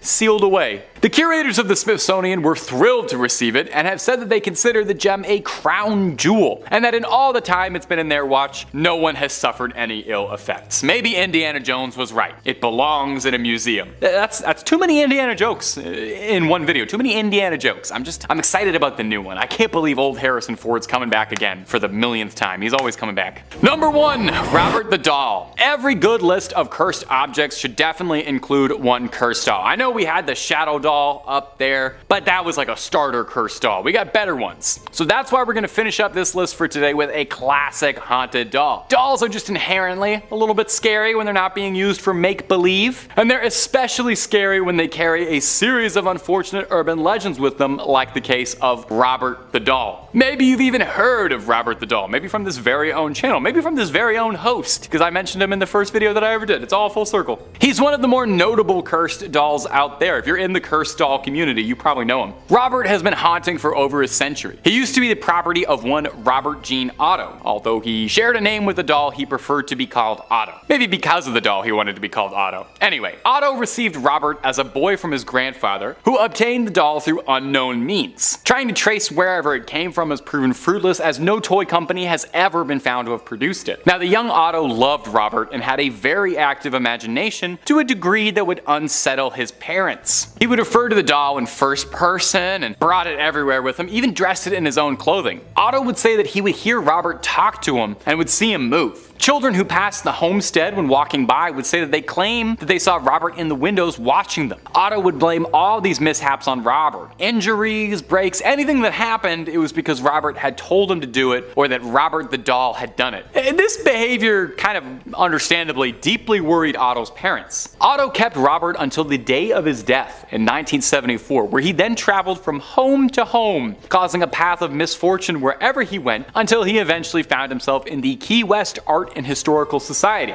where he's now kept under very tight lock and key and has become the museum's most popular attraction, where visitors leave him offerings, treats, and even writing letters asking for protection or for him to curse others. Employees of the museum say sometimes they feel uncomfortable around him and have noticed a chill in the air by his seat or electrical malfunctions near where he sits. It's been said that they need to stay on his good side lest they provoke his wrath. Maybe it's a good thing then that he's locked up tight in that glass case, and there's just something about this guy. And Robert the doll, if you're watching right now, just want you to know all that stuff I was saying, I was just playing. You know we're friends. You know we've always gone together, you and I. You know I'm a big fan of the scary doll community. I just wanted to make it clear, we're cool. Number 5 on this list is Robert the Doll. Robert the Doll is one of the most haunted and cursed dolls on the entire planet. Ghosts and Gravestones says the story of Robert the Doll dates back to the early 1900s when a young boy named Eugene Robert Otto was given a one-of-a-kind handmade doll by a servant that worked for his parents in his home. Eugene, who everybody called Gene,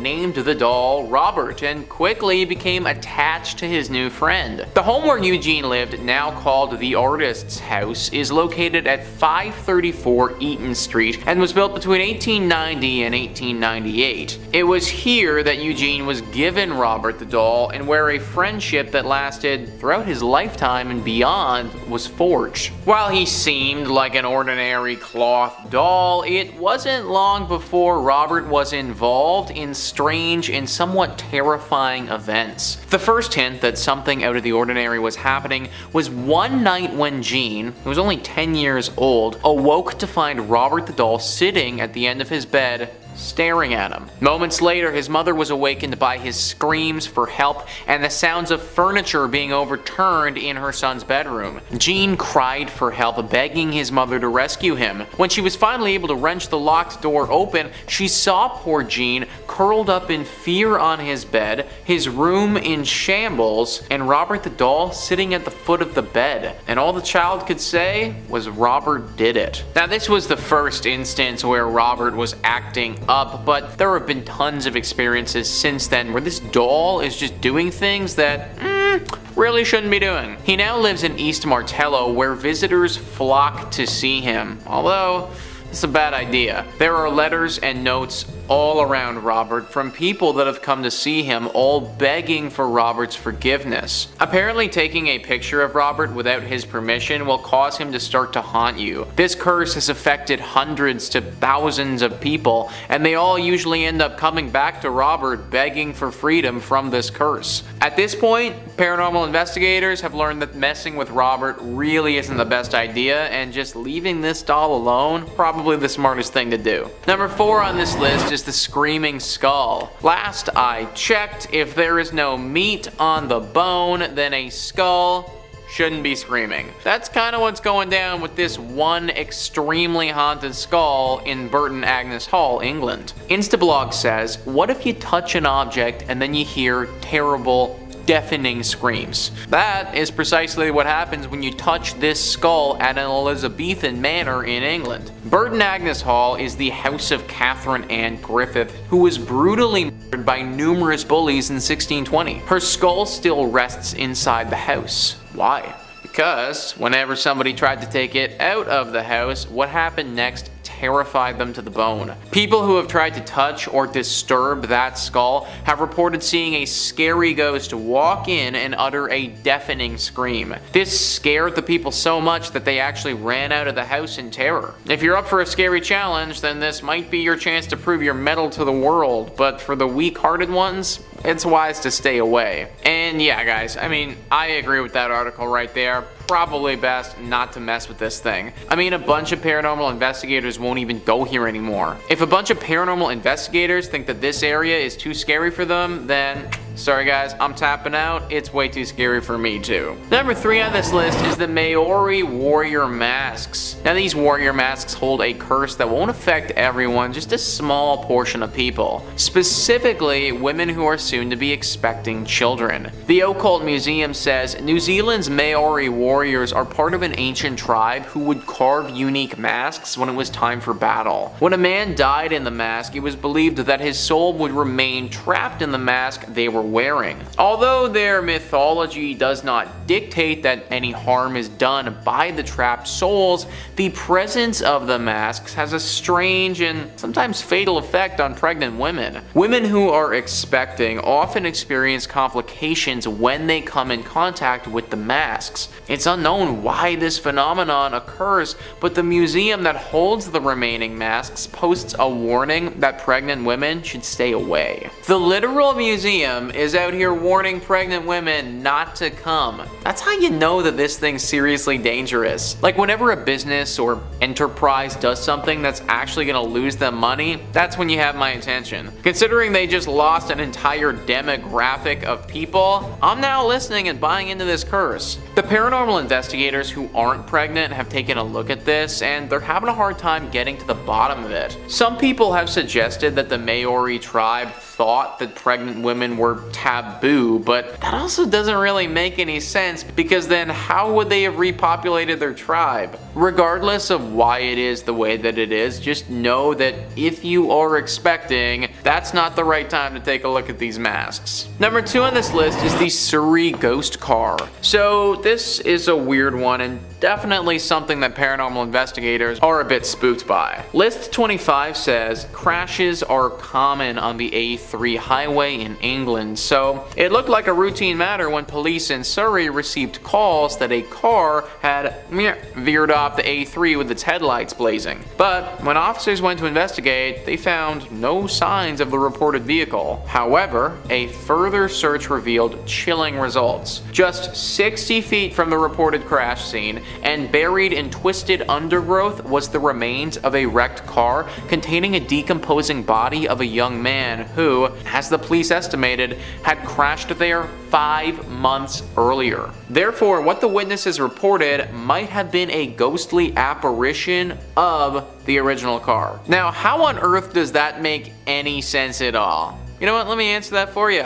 It doesn't. First off, how did no one notice this car earlier? And then, what was that ghostly apparition that had a car veer off the road? Paranormal investigators are all scared of this one because who knows what type of effect this ghost car could have on your vehicle. And finally, number 1 on this list is the cursed mirror. This mirror isn't just cursed with a bad reflection, it's gonna show you something a lot worse than just you with a little bedhead or something. Instablog says, if you've seen Oculus, then chances are already you're scared of mirrors. And let's not even go back to the time when Bloody Mary was a whole thing. But if these creepy images of mirrors in the horror genre weren't enough, here's a real object which is most likely cursed. In St. Francisville, Louisiana, there's a plantation house which is one of the most haunted houses in America. Inside the house is this mirror, a cursed mirror. Legend goes that the plantation slave brutally killed the owner of the house,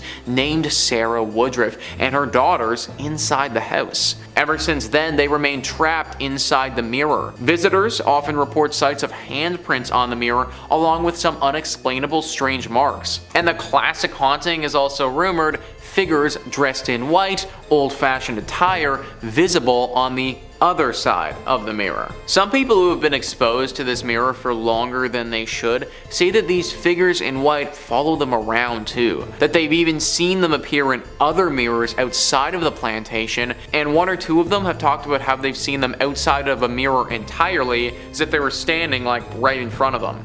It seems like the longer that you're exposed to this, the more of an impact the curse will have on you. Kinda like, I don't know, radiation poisoning or something like that, where the time you spend among the toxin, that's gonna hurt you more. Obviously, because of this, paranormal investigators don't want to spend too long investigating this mirror. A short stint doing some research probably won't hurt you, although it will definitely give you a scare considering you're gonna see the figures on the other side. But extended exposure is where the real danger lies with this cursed item. Number 5. The Traveling Museum of the Paranormal and the Occult. Owned by a couple, Dana and Greg Newkirk, who realized one day that they had a passion for the paranormal and a collection worth boasting about, they opened a museum with the intention of getting people to experience the paranormal as close as they could. The thinking being that we don't usually get to experience it up close, this museum provides a one-of-a-kind horror experience. Some of the gems of the collection include a piece of the real-life Amityville horror house, the infamous haunting, or how about the Catskills Crone, a terrifying hand-carved idol of a human with nails jammed into the eyes, allegedly tied to a supernatural entity called the Crone. The Restless painting, a cursed painting notorious for flinging itself across rooms, or if that's all not enough for you, perhaps the terrifying begging bowl, an ancient Tibetan offering made out of a human skull,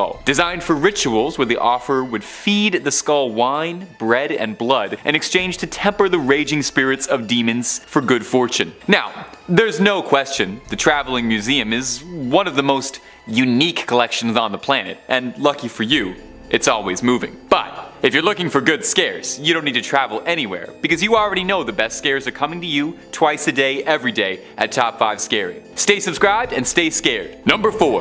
Zaffy's Museum of the Paranormal. Now, for most of us, we probably wouldn't think of mixing cursed items in with the decor. I wouldn't want to bring that dark energy home with me. I get enough bad vibes as it is. Well, for John Zaffis, he welcomes it with open arms. What kind of person would want to do that? Well, if I told you that Zaffis was the nephew of Ed and Lorraine Warren, would it make a bit more sense? Feeling inspired by his aunt and uncle, Zaffis too became a collector of the paranormal and an investigator of the unknown. Must run in the family. He worked alongside his aunt and uncle on several of their cases where he was tutored by them in the ways of the paranormal, leading him to become a respected hunter in his own right. Following in their footsteps, he opened his own museum of his own demonic relics. His collection includes souvenirs from the cases he's worked on in the past, much like his relatives. Some highlights of the collection include a black cast iron human skull that was discovered inside an unnamed political family's house, a black idol that was used for satanic rituals, a sword that was apparently used to conjure black magic, and a whole lot more. Now don't worry, everything Zaffy's taken in is safe, it's been cleansed, and he's very careful with his vetting process. Apparently anything too cursed for him to feel safe bringing into the museum, he throws into a body of water. So just be careful swimming around the museum, I suppose. Now the museum is currently closed, but Zaffis is searching for a new location to open up again soon. Hopefully somewhere with some nice thick walls. Keep all that evil energy in check. Number 3. The Museum of Death. Well, that's a cheery name, isn't it? You have to imagine with a name like the Museum of Death, there's something suspicious going on. Nope, not particularly. It's owned by a very cheery couple who built it in 1995 in the city's first mortuary. Their intended mission is to make people happy to be alive, which actually is very terrifying and ominous in a sort of Jigsaw, cherish your life sort of way. It's intended as a commemoration of life, just with a heavy focus on the last stage of life. It serves as a grim look at death, although the owners insist they don't want to scare anyone, but they're not trying to sanitize death either. Instead, they choose to show the reality of it, all the grisly details and all. As such, the museum is a site of controversy for quite some time, as some people find the exhibits a bit extreme. Some people go so far as to say it's tasteless, with footage of autopsies being shown and a collection of all sorts of relics from some of the evilest of evil criminals, Jeffrey Dahmer to name one. The museum boasts an impressive collection of bones, skulls, coffins, ancient morticians' tools and execution equipment, and all manner of macabre curios guaranteed to leave you feeling uneasy. Now, it should be noted, the museum is absolutely not at all for those with a squeamish stomach, and really should be reserved for those with a real dark interest in the dead. Number 2.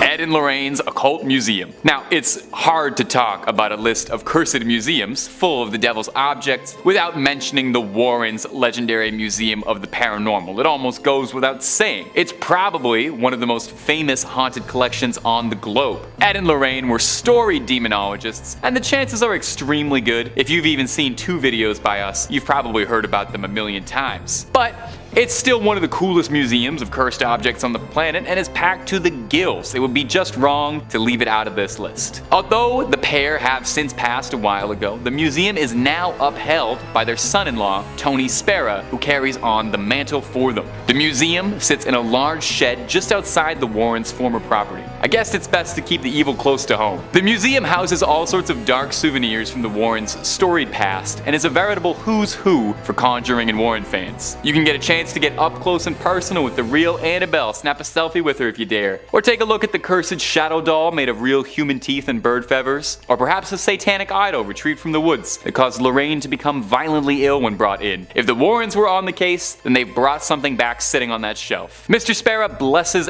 everyone who visits the museum before entry, just in case there's any residual evil hanging around in the air you might be bringing in. A priest comes by too to bless all the items, keep them safe. The museum is currently closed to visitors, but Spera is working hard to have this piece of paranormal legacy reopened once again. Number 1, Zak Bagans' Haunted Museum. Now, if you're looking for the cream of the crop, if you're looking for the peak of the haunted museum circuit, well, then no one has worked harder for that distinction than Zak Bagans, the esteemed paranormal investigator and ghost adventure star. Zak's collection started when he was a young boy, when he would scour garage sales with his mom in hopes of finding strange occult objects. I wonder how often he was finding occult objects at garage sales. Since then, a lifelong obsession would eventually turn into one of the most impressive hordes of spooky finds under the sun. The museum is in Las Vegas, built on a property in 1938 that has been said to be home to dark spirits who pass there, and their energy remains behind. Before becoming a museum, it's rumored that it used to be home to secret orders that would perform dark rituals. Among some of Zak's more treasured haunted items are the Dybbuk Box, a wine rack said to be home to the world's most malevolent poltergeist, a possessed rocking chair from the famous Glatzel case, inspiring The Conjuring, The Devil Made Me Do It, and tons of relics from the world's most sinister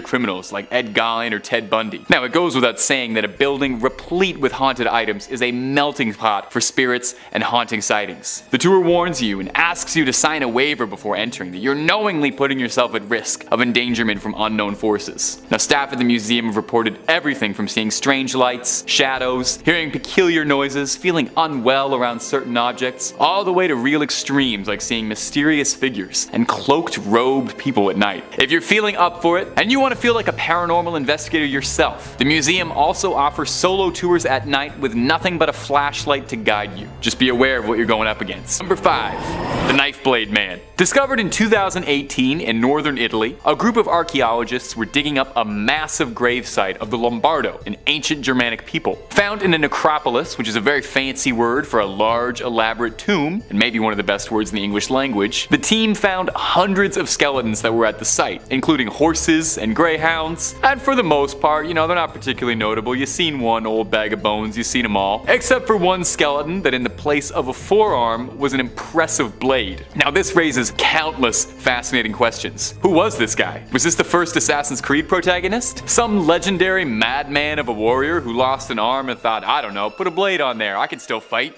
Well, the Lombardo people placed a great emphasis on war and combat in their culture, so it is possible. The researchers noted that there was a clear dated buckle around his arm, and pressure on the bones of his arm showed that it was an intentional prosthetic, right down to the wear and tear on his teeth, suggesting he tightened the straps for his hidden blade with his teeth. Most of the other skeletons found in the necropolis all had blades buried with them at their sides, perhaps ritually out of honor, but this unique specimen had it grafted onto his arm like he's history's first cyborg or Baraka from Mortal Kombat. To be able to not only survive an amputation, pre-antibiotics and modern medicine is already impressive. And hey, if you're always looking to learn something from knife arm skeletons, then toss a subscribe our way. Top 5 Scaries always got a couple scary videos for you every day. Let's creep on creeping on. Number 4. The Hanging Coffins. We're going up to China for our next one, specifically Hubei, China. There's a cave there that the locals call the Cave of the Fairies, and you've probably already realized that there's gonna be a dark secret involved with the Cave of Fairies. We never talk about anything nice here. It was said that the mythical creatures were supposed to live in the cave, but those who explored it inside found that there wasn't much of anything living at all, instead finding something deeply disturbing. Rows and rows of coffins, some hanging from ropes, some jammed, wedged between the rocks of the cave. The coffins themselves were massive, weighing around 200 pounds each, and some destroyed and ravaged. Dating the coffins puts them at around 1200 years old, and are thought to have been put up by the ancient Bo people, an extinct culture hailing from China, famous for this unique practice of hanging coffins from caves. It's thought that this served 2 purposes. 1, as a ritualistic offering meant to bless the dead, and 2, from a practical, pragmatic sense, it would prevent any would-be carrion eaters from picking through to get a meal. Fascinatingly, it can be seen that all of the coffins were carved from a single tree, one big log. One wonders if that was part of the ritual element of it. Now, the coffins being smashed is interesting, because the discoverers of the coffins theorized that the damage was actually pretty recent, dating it to the 1960s. And their prevailing theory was that someone wandered into this cave in a place of desperation and smashed the coffins to garner some firewood in the hopes that they could survive the night and not pass among the hanging dead. Let's just hope they didn't release any ancient curses at the same time. Number 3. The Black Sarcophagus. Now, you might have heard of this one before. If you were on Twitter much a couple years ago, maybe you remember vaguely hearing about sarcophagus juice. Maybe those words are ringing a strange bell. There was a pretty good petition going around to let people drink the sarcophagus juice. But let's back up a bit. What is sarcophagus juice, and where did it come from, and why do we want to drink it? Well, I've got the answers. Somewhat. I've got some answers. In 2018, a team of archaeologists digging in Alexandria, Egypt, discovered a massive granite black sarcophagus, which immediately set off everybody's warning signs that you should not touch that. People wondered what the 30-ton stone slab could be containing, with some even suggesting it could have been the mighty body of Alexander the Great. People warned the archaeologists that there, could be some ancient evil, like when King Tut's tomb was raided and a very strange curse befell the explorers and excavators. Well, what they found wasn't a hidden curse, but honestly something stranger. 3 skeletons inside the coffin, with a skull shattered by an arrow, and a whole lot of mysterious black goop, or sarcophagus juice. So again, looping right back around it. What is the sarcophagus juice, and does it taste good? Well, scientists analyzed the sludge and discovered that it was made from a combination of animal fats, tree resin, beeswax, and crude oil. The sludge has been recovered out of multiple coffins and sarcophagi, so it's not exclusive to this dreaded one. But that doesn't explain why this nasty stuff is there. Well, there's some theories about this, no concrete answers, but I'll do my best. It's said that when someone died, they become a form of the god Osiris, who is associated with death and rebirth. Osiris was called the Black One, and is depicted with very dark black skin in the guise of a mummified body. As well, black is also a color associated with the deposits on the bank of the River Nile after a flood season. Fresh and fertile soil was seen as inherently regenerative. So it's theorized that with the linking concepts of Osiris and the regeneration of the soil, soaking and filling the coffins with this black sludge was a very confusing part of the mummification process. Number 2. Headless Vikings. In 2008, a group of archaeologists were doing some fairly routine work in Dorset, a seaside town in England, in a rather dull job to improve local roads around the area. As could be expected, not too much of note was discovered, except for the mass grave of 54 headless Viking mercenaries. And not just were their skulls missing, but the rib cages, arms, and leg bones were all arranged neatly, surrounded by discarded teeth. No clothes or weaponry was discovered. So what happened?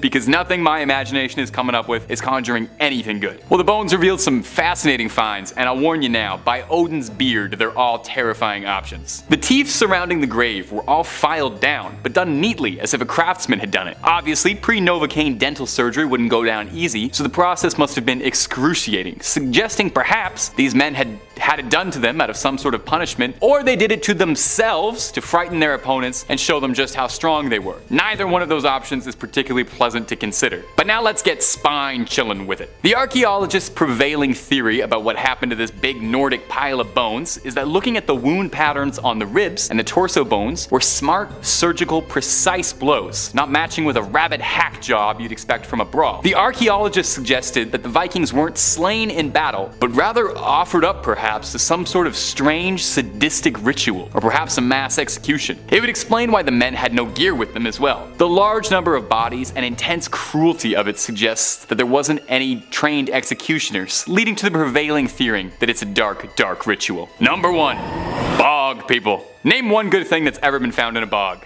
Need some help? There's never been one. For peat farmers in northern Europe, it's a thankless life, working in wet, muddy bogs and occasionally finding leathery preserved bog mummies. Due to the low temperatures, lack of oxygen, and high acidity of bogs, bodies found there are preserved disturbingly well. Well, preserved is a bit of a misnomer. They're twisted and rived, but they're intact, sort of. It's hard to think of these as preserved well because they look like the scariest things you've ever seen, but the process is weirdly fascinating if you're interested in looking up something disgusting. This happens all over northwestern Europe, with no one specific case to point to. It happens all over Ireland, Germany, Great Britain, the Netherlands, and so on. The bodies range from anywhere as old as 8,000 years old preserved to the most recent appearing to have been from the early turn of our century. Now, no one really has any idea how many of these bog bodies could be out there, and no one really knows how the unfortunate bog victims ended up in their final muddy resting spot. Some of them could possibly have just been unlucky souls who found themselves lost and fell in. But another prevailing theory is that Roman Iron Age people in northern Europe sacrificed people to the bogs, which sounds too dark to be real, but apparently is. They would also offer people as sacrifice or as punishment for their perceived social imperfections, which, may I just say, I am very glad this practice isn't commonplace, because I would be cast into the bogs faster than you could say peat deposit. Number 5 on this list is a cannon. Hong Kong is pretty much surrounded by water. Their entire culture is very connected to the water with fishing and boats. That's why finding things in the water isn't totally shocking. However, when that thing is a super heavy, super old cannon, then it's a tad bit more interesting. History Things says experts believe that this discovery might lead them to uncover more hidden treasures beneath the harbor city. Bill Jeffrey, the archaeologist working with Hong Kong's Underwater Heritage Group, comments that we see this as the tip of the iceberg. The Hong Kong SAR is 60% water, and yet nearly no archaeology has been done underwater here. The granite stock, which is known as the cross piece that can be found on most anchors, was around 6 feet long. This piece lay 10 feet below water and was situated near Hong Kong's High Island. After investigating this ancient maritime artifact, experts have discovered that this granite stock dates back between 960 to 1278 AD. This anchor fits the exact style and material that would have been used during China's Song Dynasty. I think what makes this so mysterious is that comment about how hardly any of the water has been explored for archaeology. Finding something like this underwater as they did can only mean one thing. Either somebody partied a little too hard 1,000 years ago and decided that taking a cannon out in the middle of the ocean and throwing it overboard was a good idea, or, and much more realistically, there are more archaeological finds to be had underwater. Who knows how many things they could discover just lying at the bottom of the ocean. Number 4 on this list is a tiny bird. Okay, so I'll be honest folks, this one isn't super mysterious, but it did come from China and it is wicked cool. The artifact is a very small bird sculpture, literally so tiny that you could probably fit 20 of them in one hand. It's made from blackened bone and doesn't really look like much. Just a very basic bird potentially sitting atop of a perch. So what makes this thing so special and why has it made our list? Well, this little bird is pretty freaking old. This tiny sculpture of a bird discovered at Lingjing, China is 13,500 years old. We're talking about something that is hundreds to thousands of generations older than we are right now. This Paleolithic bird, being the ripe young age of 13,500 years, is the oldest discovered 3D piece of art in all of East Asia. The way that it's made also indicates that there are a lot more of these little guys to be found. How smooth the sculpture is shows that this wouldn't have been a one-off from the artist, and they knew what they were doing. I guarantee that whoever made this that many years ago couldn't even begin to comprehend that their tiny sculpture would make for a talking point on a YouTube video this many years later, and honestly, that's pretty cool. Number 3 on this list is bronze vessels.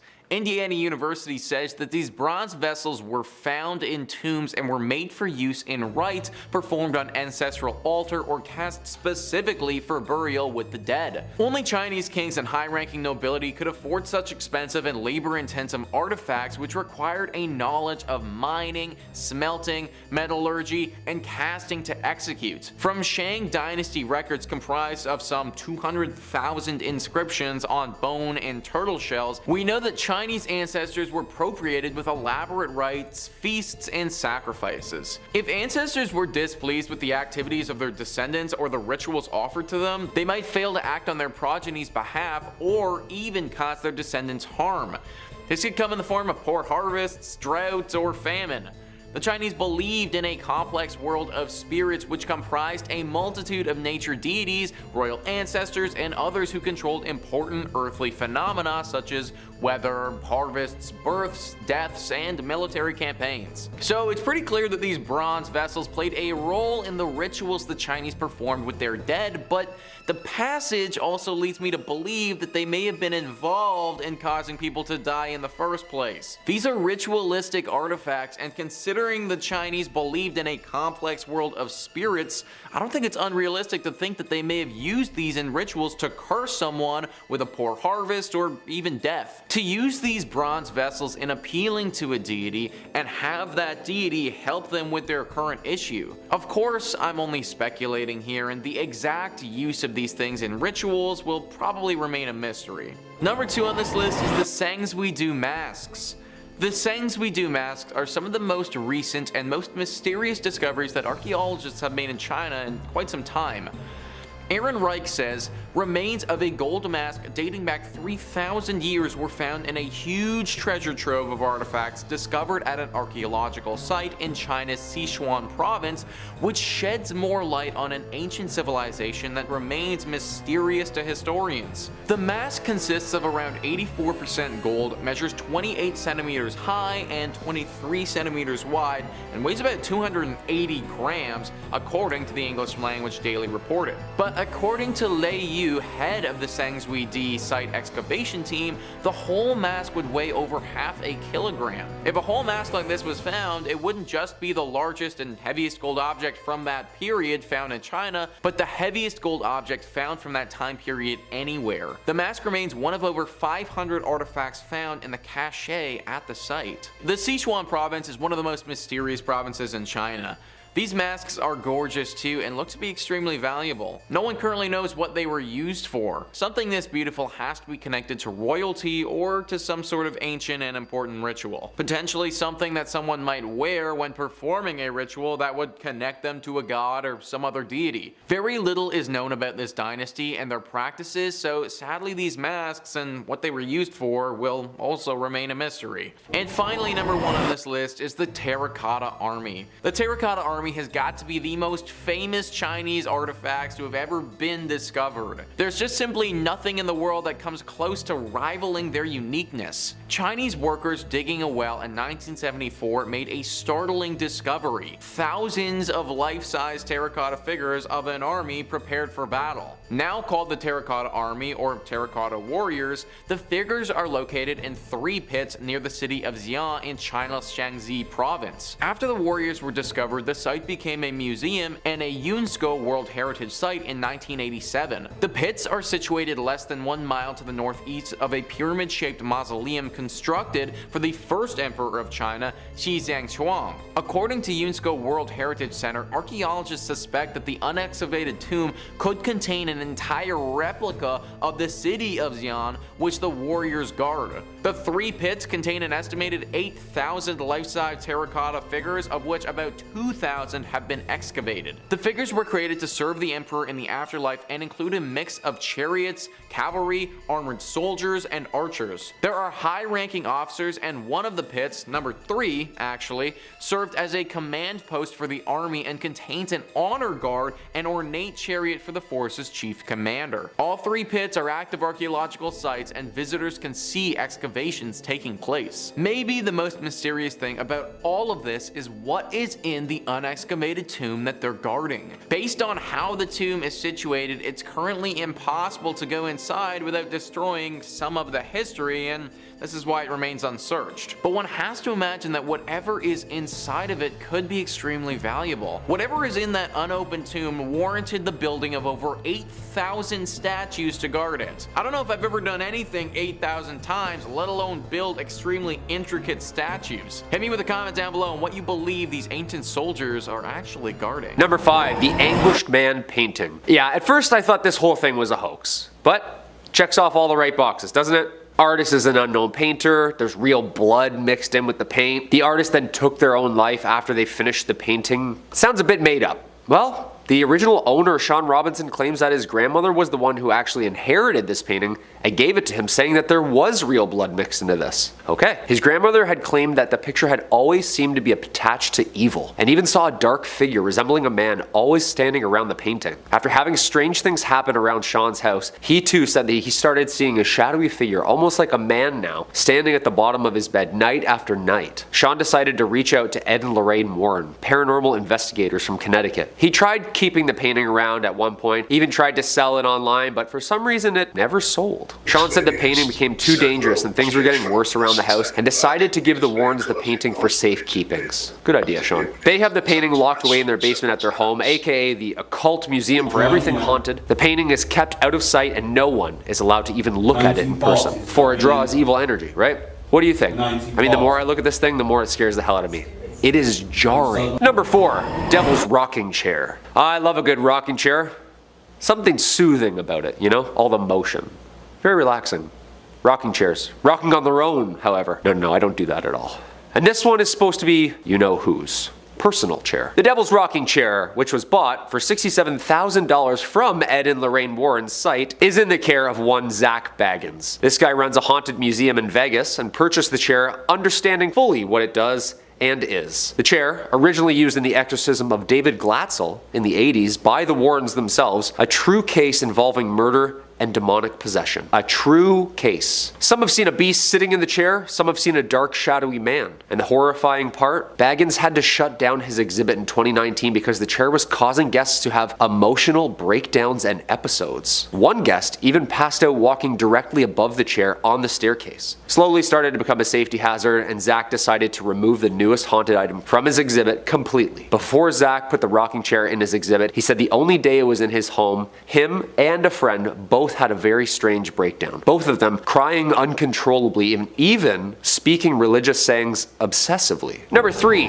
Thomas Busby Chair. I thought it would definitely be more like skulls and dolls and stuff, but it seems so far that it's pretty much only furniture holds evil spirits. How about that? Another chair. Haunted, of course, and this tale is a chilling one. Not like the others aren't. The Thomas Busby Stoop Chair, or also famously known as Dead Man's Chair, is said to be a cursed object from the owner himself, Mr. Busby. This hardwood, allegedly haunted oak chair was cursed by the murderer Thomas Busby before his execution hanging in 1702 in North Yorkshire, England. Thomas Busby was arrested, tried, and condemned to death after he murdered his father-in-law, Daniel Audie, in 1702. Audie and Busby were running a coin counterfeiting business. After an argument about the business, Busby killed Audie. One variation of the story has Busby cursing the chair while on his way to the execution, whereas another says he was drunk in the chair that he was arrested in and cursed it right then and there. Due to the many deaths later attributed to people sitting in the chair, the landlord donated it to the Thirsk Museum in the same town where it is having difficulty with guests sitting on top of it. It now stays hung above the floor near the ceiling where no one can even sit on it. That's good. Numerous deaths have been linked to this chair, from soldiers not returning home from war, to delivery drivers crashing their trucks hours later, to people even having strokes and heart attacks sitting in it. Death seems to be imminent anywhere this thing goes. It's been hung up since 2014 and remains there today. Number 2. The Cursed Mirror. Originally sitting in the main foyer in its 17th century antebellum home in Louisiana, this haunted object has been witness to some nasty history. The Myrtles Plantation in Louisiana is the home to deep-rooted slavery. The American South is known for its disgusting use of slave labor and would be the home in which this haunted piece sits. The house owned first by Mr. and Mrs. Clark Woodruff. These were racist plantation owners, and violent ones at that. It is said that the couple were very sadistic towards abuse of the slaves.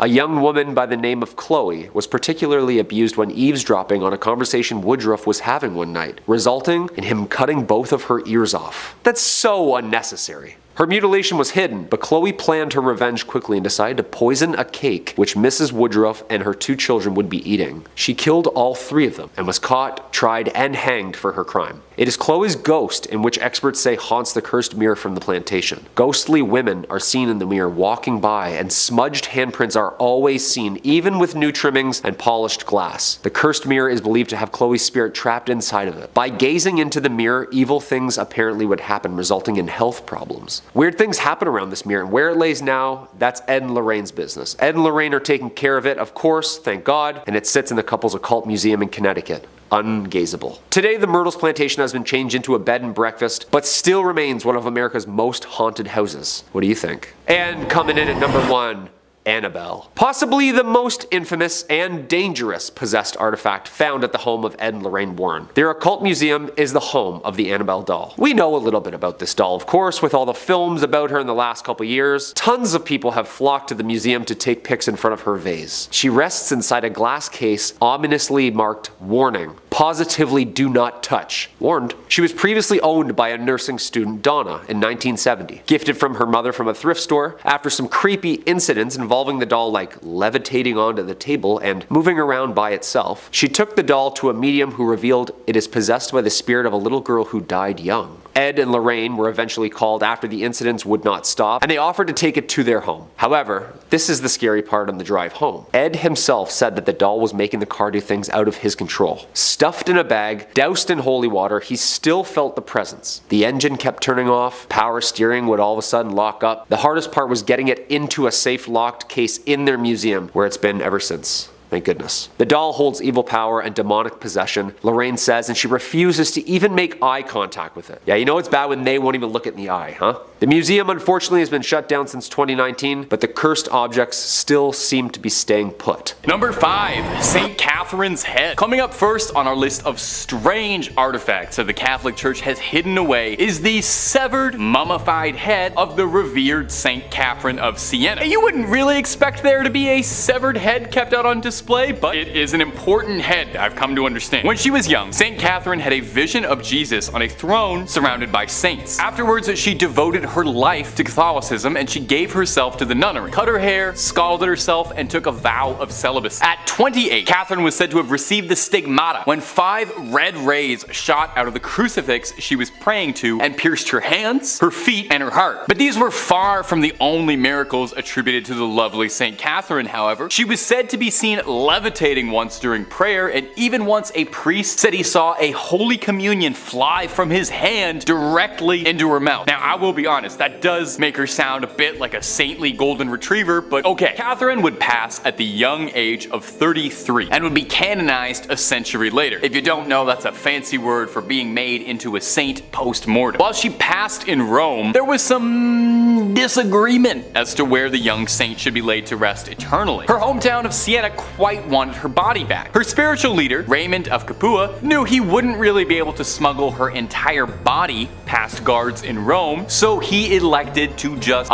take her head in a bag, which normally would be terrifying behavior, but it's good here. The story goes that when the guards intercepted Raymond, he prayed to Catherine, and when they looked inside his sack, they found naught but a collection of rose petals and not a severed head. Her final miracle. Now the head was placed in a reliquary. That's a difficult word to say, especially on a teleprompter. The head was placed in a reliquary where it still remains today, and you can go and pray to it, and I promise it's not gonna blink or anything at you, even though it looks like it just might. And if you're looking for way more stories of creepy relics locked away, haunted object, cursed things, cryptids, conspiracies, aliens, the whole scary 9 yards, Top 5 Scary has all of that and then some. So hit that little bell, hit subscribe, and make sure you do not miss a single thing. Do it after this video, okay? We got way more creepy things locked away coming up for you right now. Number 4, the Grand Grimoire. Our next entry has been formally referred to as the Gospel of Satan, and is said to be a cursed book whose knowledge had to be sealed away to protect humanity. So this might be the most deadly book ever published after Hop on Pop. The Grand Grimoire, who is said to have been penned by a priest in the 16th century, who was possessed by a litany of demons who compelled the man to put their knowledge to paper. Acting as a scribe for these demons, the man wrote everything they knew about dark incantations, spells, instructions on how to cast rituals, ways to bind a demon to you, to make it your little minion and do your bidding. Wait, a demon gave instructions on how it wants to be bound to a human? To serve humans? Freaky little demon. That's not all too. There is a step-by-step recipe for a little necromancy if you're down to dabble in some dark arts and make some bones dance to your rhythm. The book really covers all the fun stuff you have been told not to do. It's not just brimstone and hellfire neither. There's rituals to help manipulate luck, how to conduct a seance, and I actually think this is adorable. There's even ways to make people love you in there. But dating tip from old Tay, if you need a demon's help to make them like you, it might not be the strongest relationship. So just a heads up. Now if all of this is sounding super appealing, and I don't blame you, I played a necromancer in Skyrim, I want to make the bones raise, just know that this book is considered high treason. Even so much as cracking the spine is considered equivalent to selling your soul. So, you know, maybe hold off on that Amazon order for a bit. Also, I'm pretty sure the copy they're selling on Amazon is not the original, because due to the book's cursed reputation, the original copy is said to be locked away in the Vatican's secret archives, and I'm sorry, but no matter how many times you ask, they're not gonna let you look at it, even if you swear you're just taking a little peek just to look at the illustrations and maybe the dedications. They're gonna keep it locked up. I know. Number 3, Hyasin of Cesera. Our next entry is the bones of Hyasin of Cesera, another Catholic mummy. I'm starting to think there's more Catholic mummies than there were Egyptian ones. Incredibly ornate and gorgeous, the bones of Hyacinth look like something out of one of the Indiana Jones sequels, rather than like a real thing you can go and see, but I promise you they are totally extant. On the grounds of the Furstenfeld Abbey reside the relics of 2 saints. Now, these aren't just like a toenail or a tongue, and more on that later, but these are full-on science class skeletons dressed to the 9 in gold and jewels, encrusted in more diamonds and rubies than you could imagine. They are probably worth more than your and my apartments combined. Old Hyacinth, Heisey, as he liked to be called by his friends, was an obscure martyr from the early days of Christianity, slain by the Romans for his faith. We know precious little about him today, but we know that his name appears in a list of martyrs from the 4th century, which suggests that he used to be pretty important, and he was popular enough to write his name down on a list, much like what I'm doing right now. Look at how history repeats itself like that. Isn't that fascinating? Now, Hyacinth's skeleton showed up at the Church of the Assumption in, I'm gonna excuse the pronunciation here, Furstenfeldbruck near Munich at an unknown date. Did somebody just dropped him off? Somebody just dumped a bag of bones on the front step like he's a baby you're giving up for adoption at the fire station? No more questions. The church was sacked by the Swedish army in the 17th century, and when it was rebuilt, they really went all out with the decor, going over the top, a little baroque, including a skeleton decked out in bling, looking like he is about to take over the skeleton rap scene. So that's Hyacinth, largely not remembered in life for any particular reason beyond being slain for his religion, and remembered forever as a ludicrously swagged out skeleton. We can all only hope for similar legacies as dear sweet Hyacinth. Number 2, the tongue of Saint Padilla. Did you know your tongue is made up of 8 muscles? Maybe you didn't. Did you know that one of the most important relics to the Catholic Church is a dried up 8,000-year-old tongue that looks like beef jerky kept inside a golden helmet that looks like something out of a dark fantasy 80s movie? Well, now you do. And have you enjoyed how much of this list is mummified bodies in gold? Because I have. St. Anthony was said to be a jewel case of the Bible, making a name for himself with his apparently extremely inspirational sermons that won the Catholic Church many new members. People would flock in just to hear what St. Anthony was talking about. Apparently, he even got a bunch of ex-Christians to reform and rejoin the faith. He was apparently an incredibly accomplished public speaker, and I would say that he had a silver tongue, but we actually have proof of what color his tongue was because it's kept in a little glass jar. St. Anthony would pass away in 1231 from edema, a horrible disease that causes a buildup and blockage of fluid in the body's tissues. Now, some 30 years later, in 1263, he was exhumed, and shocking the gravediggers who were doing it, while his body had rotted and decomposed, his legendary tongue was still intact, as incorruptible as it had been in life, allegedly still wet with saliva. I wonder if he could still taste. Seeing it was a miracle, the gravediggers took his tongue alongside the bottom half of his jaw, and they are both displayed in the Basilica of St. Anthony of Padua in elaborate gold reliquaries. But honestly, it looks like something straight out of Warhammer 40k. Does no one think this is as odd as I do? Maybe I'm an outsider. I didn't grow up terribly Catholic, so I don't really know these imagery. I know the story behind it isn't terribly scary, but the image of this tongue and jaw inside a little glass helmet wrapped in gold looks like something I would ask an AI to make if I typed in nightmare. A tongue shouldn't look like that. And I feel like a jaw shouldn't look like that either. Am I alone in this? Am I weird for thinking this is weird? You let me know down below in the comments if maybe I just lack context on all of this. And number 1, Camillus Dellis' heart. Camillus Dellis was a man with a big heart full of love, never ending in generosity. We know just how big his heart is because it is kept in a glass jar and it is salted to preserve its legacy. Camillus started out pretty humble, born in 16th century Naples. He would later become a soldier until a brutal gambling problem would end up overtaking his life, leaving him in rags, driving a donkey cart, but he knew that a far better life was out there. Eventually, he was urged by a friar to explore the lighter side of his soul, and eventually someone was able to pierce his heart, both figuratively and later literally, and persuaded him into seeking divine retribution. Camillus would devote his life to providing for the ailing, but tragically, and perhaps unsurprisingly if you spent all your time around sick people before modern medicine, a lifetime of caring for the sick led to him also becoming gravely ill, soaking up a litany of ailments, including a sore in his leg for 46 years, a rupture for 38 years, 2 callous sores in the sole of a foot, violent nephritic colics, intense kidney pain, and for a long time, a loss of appetite. Now, all of these things, working in tandem, would eventually claim Camillus, a man who gave his life to healing the sick. So post-mortem, he was canonized and thought of as the patron saint of the sick.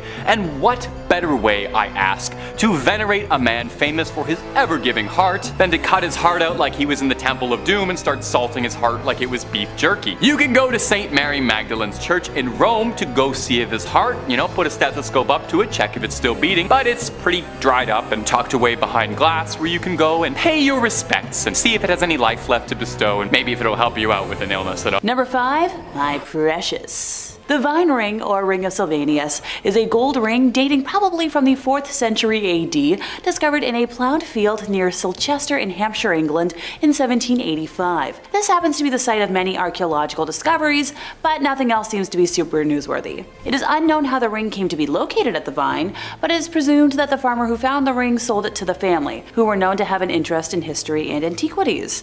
In 1888, the owner of the property, Shalloner Shute, wrote about the ring in the history of the house. The Ring of Sylvanus or Sylvanus, let me know in the comments which pronunciation is right, is larger than most rings, being 1 inch in diameter and weighing 12 grams. The band of the ring has 10 facets and is set with a square bezel engraved with an image of the goddess Venus. To one side are the letters VE and to the other side NVS in mirror writing.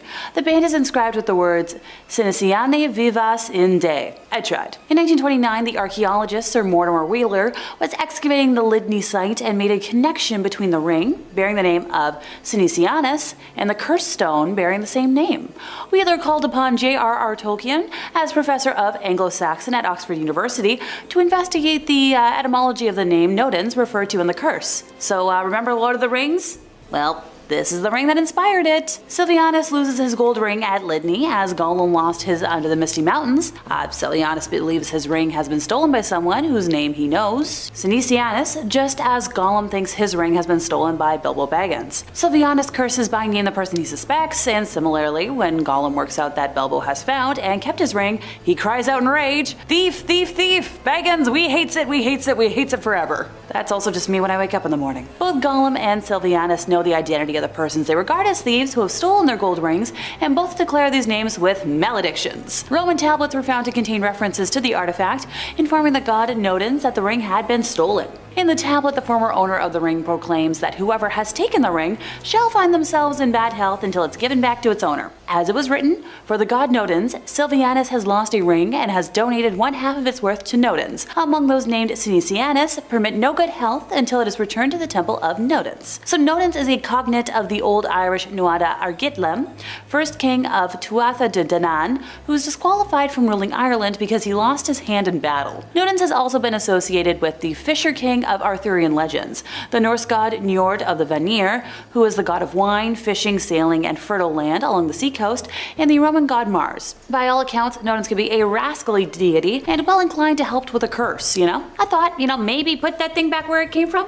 Or so help me? Currently it's in a museum somewhere, but thankfully not on display, and the exact location is also unknown, which that's a win in my book. Number 4, a copy of Crying Boy. So when Bob Smith was a young person in the 70s, he became fascinated by a painting in his grandmother's house. It was a cheap print of a well-known piece and was hung on the living room wall. The photo depicted a boy who was similar age to Bob and for some reason looked sad and downcast, with tears brimming from his troubled eyes. A few years after the painting went up on the wall, there was a devastating kitchen fire in the house, and while the kitchen was destroyed, the rest of the house was undamaged. Now the painting was eventually sold in a garage sale to Ed Warren. You know that name. I know you know that name. For years it puzzled Bob why his grandmother got rid of the painting until he read a series of articles about a curse painting, which was, the Crying Boy. So the Crying Boy was one in a series of paintings by artist Giovanni Bregolin that was completed in the 1950s. In total, Giovanni painted over 60 paintings, and up until the early 80s, prints and reprints of his images continued to be mass-produced. In 1985, the most popular tabloid newspaper in the United Kingdom printed a story that caused panic and ended the popularity of his work. The Sun published an article entitled Blazing Curse of the Crying Boy, describing the terrible experience of May and Ron Hall after their home was destroyed by fire. The cause of the fire, much like Bob's grandma's, was a greasy pan that overheated and burst into flames and spread rapidly and destroyed everything on the ground floor. Only one item remained intact, prints of the Crying Boy on their living room wall. Distraught at their loss, the devastated couple made the bizarre claim that the painting was cursed, and it, not the pan, was the cause of the fire. Now this tale probably would have disappeared into the archives of strange and mysterious stories, except for one teeny tiny thing. A firefighter claimed that he had attended at least 15 house fires where everything was destroyed except for prints of the Crying Boy, which would remain completely intact. Before long, the story gathered momentum, and a rash of fires all over the world were blamed on the cursed boy. When the Sun reported that even rational firefighters refused to have a copy of the Crying Boy in their homes, the reputation of the painting was damned forever. In all these cases, and many more that were reported, the paintings of the Crying Boy remained unharmed. Now, most copies were burned in a massive bonfire held by the Sun newspaper and led by professional firefighters, but to this day, a few copies still exist, and I'm just gonna steer clear of those places. Now, I haven't heard of any of them being officially on display, which, great relief. Number 3, a vase you'll want to break. So for centuries, a common wedding gift given to brides of royalty and wealth were intricate and expensive vases. Back in the 12th century, the Duchess Eleanor of Aquitaine gifted her husband-to-be, King Louis VIII, a raw crystal vase. So, it wasn't unusual when a woman in the 15th century received a vase as a wedding gift, but it was just kind of silver and plain looking. There was no intricate markings, no lavish decorations, and it didn't really appear to be expensive, but this particular vase contained a curse that would continue to take lives for the next 5 centuries. Not much is known about the woman who originally received the vase way back when, other than her wedding took place in a northern village close to Napoli, Italy. The stories say she didn't know who gifted her the 4-pound silver vase, but took it to her room for safekeeping, just to be on the safe side. And when the wedding was about to start, she was nowhere to be found. Her husband-to-be searched for her and found her in her room, lying on the ground, clutching the vase with a fierce grip before passing away just moments later. After her funeral, the Bassano vase was given to one of her family members for safekeeping, but within days they were also dead. At the time, no one thought the vase was the cause, and it was given to another family member to hold. Anyone want to guess what happened next? Yeah, you guessed it. Days later, they were dead as well. The family finally put two and two together and reached out to a priest for guidance, under the belief that whoever gifted the bride the vase put a curse on it or had it made with cursed materials, and were instructed to bury it on sacred grounds. Many believe it was buried near the same church where the priest resided, but it's not exactly known where it was buried, as the vase steered clear of history books for around 500 years. In 1988, an unnamed man happened to dig up the vase in Italy, and within it found a note reading, "Beware, this vase brings death." And go figure, he ignored the note, tossing it away, and brought the vase to an auction house. A classic case of those who ignore history being forced to repeat it. It was sold to a local pharmacist for the equivalent of $2,270 USD in today's money. 3 months later, the pharmacist had passed, and his family sold the vase to a 37-year-old doctor, who also passed away soon after. Anyone else getting a lovely case of deja vu? At that point, the vase started gaining a reputation, and no one was willing to purchase it, minus a single archaeologist, who 3 months later died from an unknown and mysterious infection. Distraught and afraid, the family of the archaeologist tossed the vase out of a window, where a cop found it and tried passing it off to multiple museums, none of which wanted to publicly accept it, but legend says that one did and buried it amongst their archives for safety. Number 2, James Dean's car. Actor James Dean loved his 1955 Porsche Spider, having had it extensively customized, and he affectionately called it his little bastard. Apparently the car was so transparently evil that Sir Alec Guinness, when meeting Dean for lunch one day, claimed, "If you get in that car, you will be found dead in it by this time next week." Now Dean laughed it off and said about preparing the car for the sports car races with his mechanic Rolf Witherich. Enlisting stuntman Bill Hickman to help out, the original plan was to tow Little B to the races, but Rolf felt it would be better for Dean to get used to the Spider and run the engine in.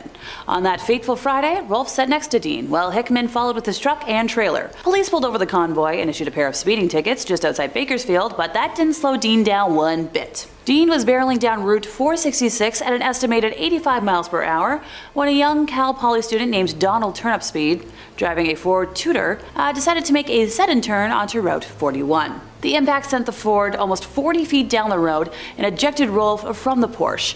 Dean was pronounced dead on arrival at the Paso Robles War Memorial Hospital at 6:20 p.m. But hey, the curse didn't stop there. When mechanics tried to repair the wrecked car, it fell on one of them, crushing both of his legs. Dr. William Eskridge bought the Porsche from a salvage yard in Burbank and proceeded to strip it for parts. He installed the Porsche's engine into his Lotus race car, then loaned the transmission and suspension parts to a fellow doctor and racer, Troy McHenry. Dr. William crashed the Lotus at the 1956 Pomona sports car races, surviving, but McHenry wasn't as lucky.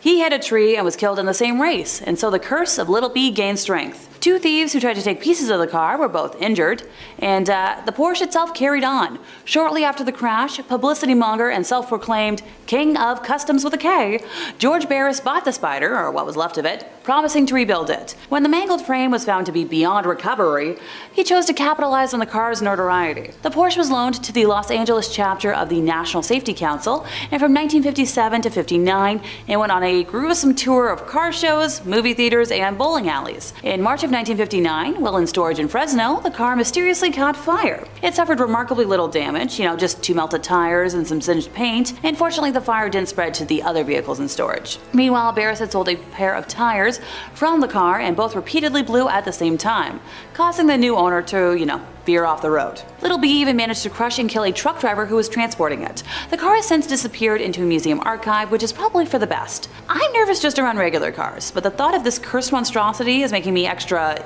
jittery. Or, that might be from the second energy drink I had a moment ago. Number 1, don't open the box. In Jewish folklore, a Dybbuk is an evil spirit. Supposedly, a Holocaust survivor accidentally summoned this demon while using a homemade Ouija board, but managed to trap it inside the wine cabinet. Okay, I'm just gonna back up and unpack that for a moment. Somebody summoned something evil with a Ouija board, sealed it in something else, and people keep trying to awaken it? Let sleeping demons lie, for crying out loud. Kevin Manis bought the box at an estate sale in 2001 and immediately started having nightmares about an evil hag.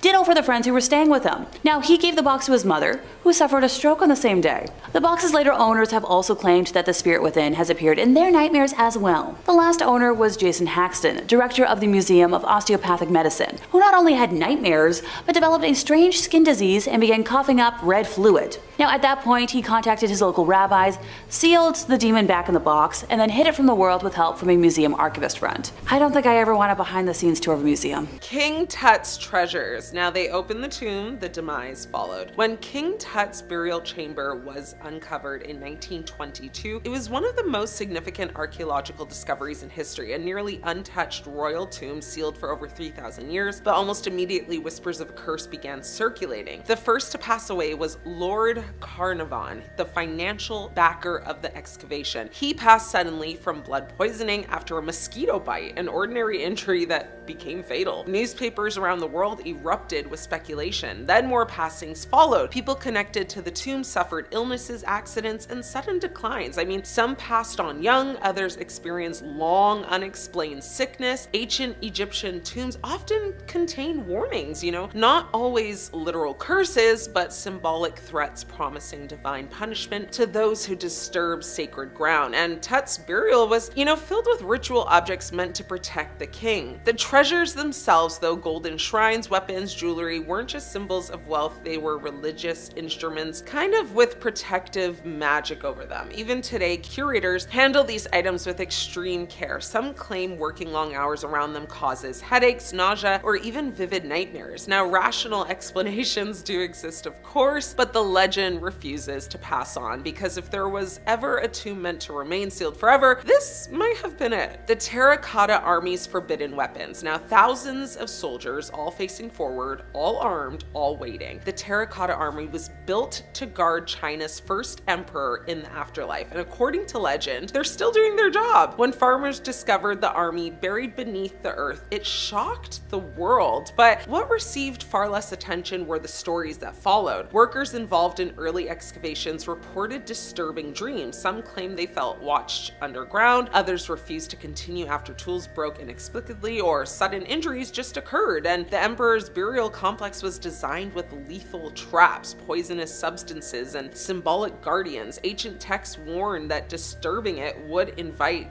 catastrophe. Even today, large portions of the emperor's tomb remain unopened, not just because of preservation concerns, but because scientists fear what lies inside. Mercury levels detected underground are dangerously high, supporting ancient accounts of rivers of poison meant to unalive intruders. The weapons found amongst the army were astonishingly preserved, still very sharp, still very lethal. Some believe they were treated with techniques lost to history, and some believe they were never meant to be removed. The Mount Ebal Curse tablet. It's small, folded, and possibly very dangerous. Discovered in the hills of the West Bank, this ancient lead tablet is believed by some to contain one of the earliest known written curses in human history. The tablet was folded shut, deliberately sealed, not displayed, not meant to be read. When researchers announced its existence, controversy exploded. Scholars argued fiercely over its authenticity, its meaning, and whether it should even be opened further at all. I mean, ancient curse tablets were not symbolic. They were legal, spiritual weapons designed to bind, condemn, or invoke divine judgment. Some researchers involved in the study reported intense backlash, professional attacks, and career-ending disputes almost immediately. Now, whether coincidence or consequence, the artifact becomes radioactive within academic circles. I mean, few objects have caused such fear without ever being publicly displayed, because if it truly contains a curse, reading it may have been the first mistake. History teaches us many things, but sometimes it whispers a warning. Some relics survive not to be studied, but to remind us that they were never meant to be touched.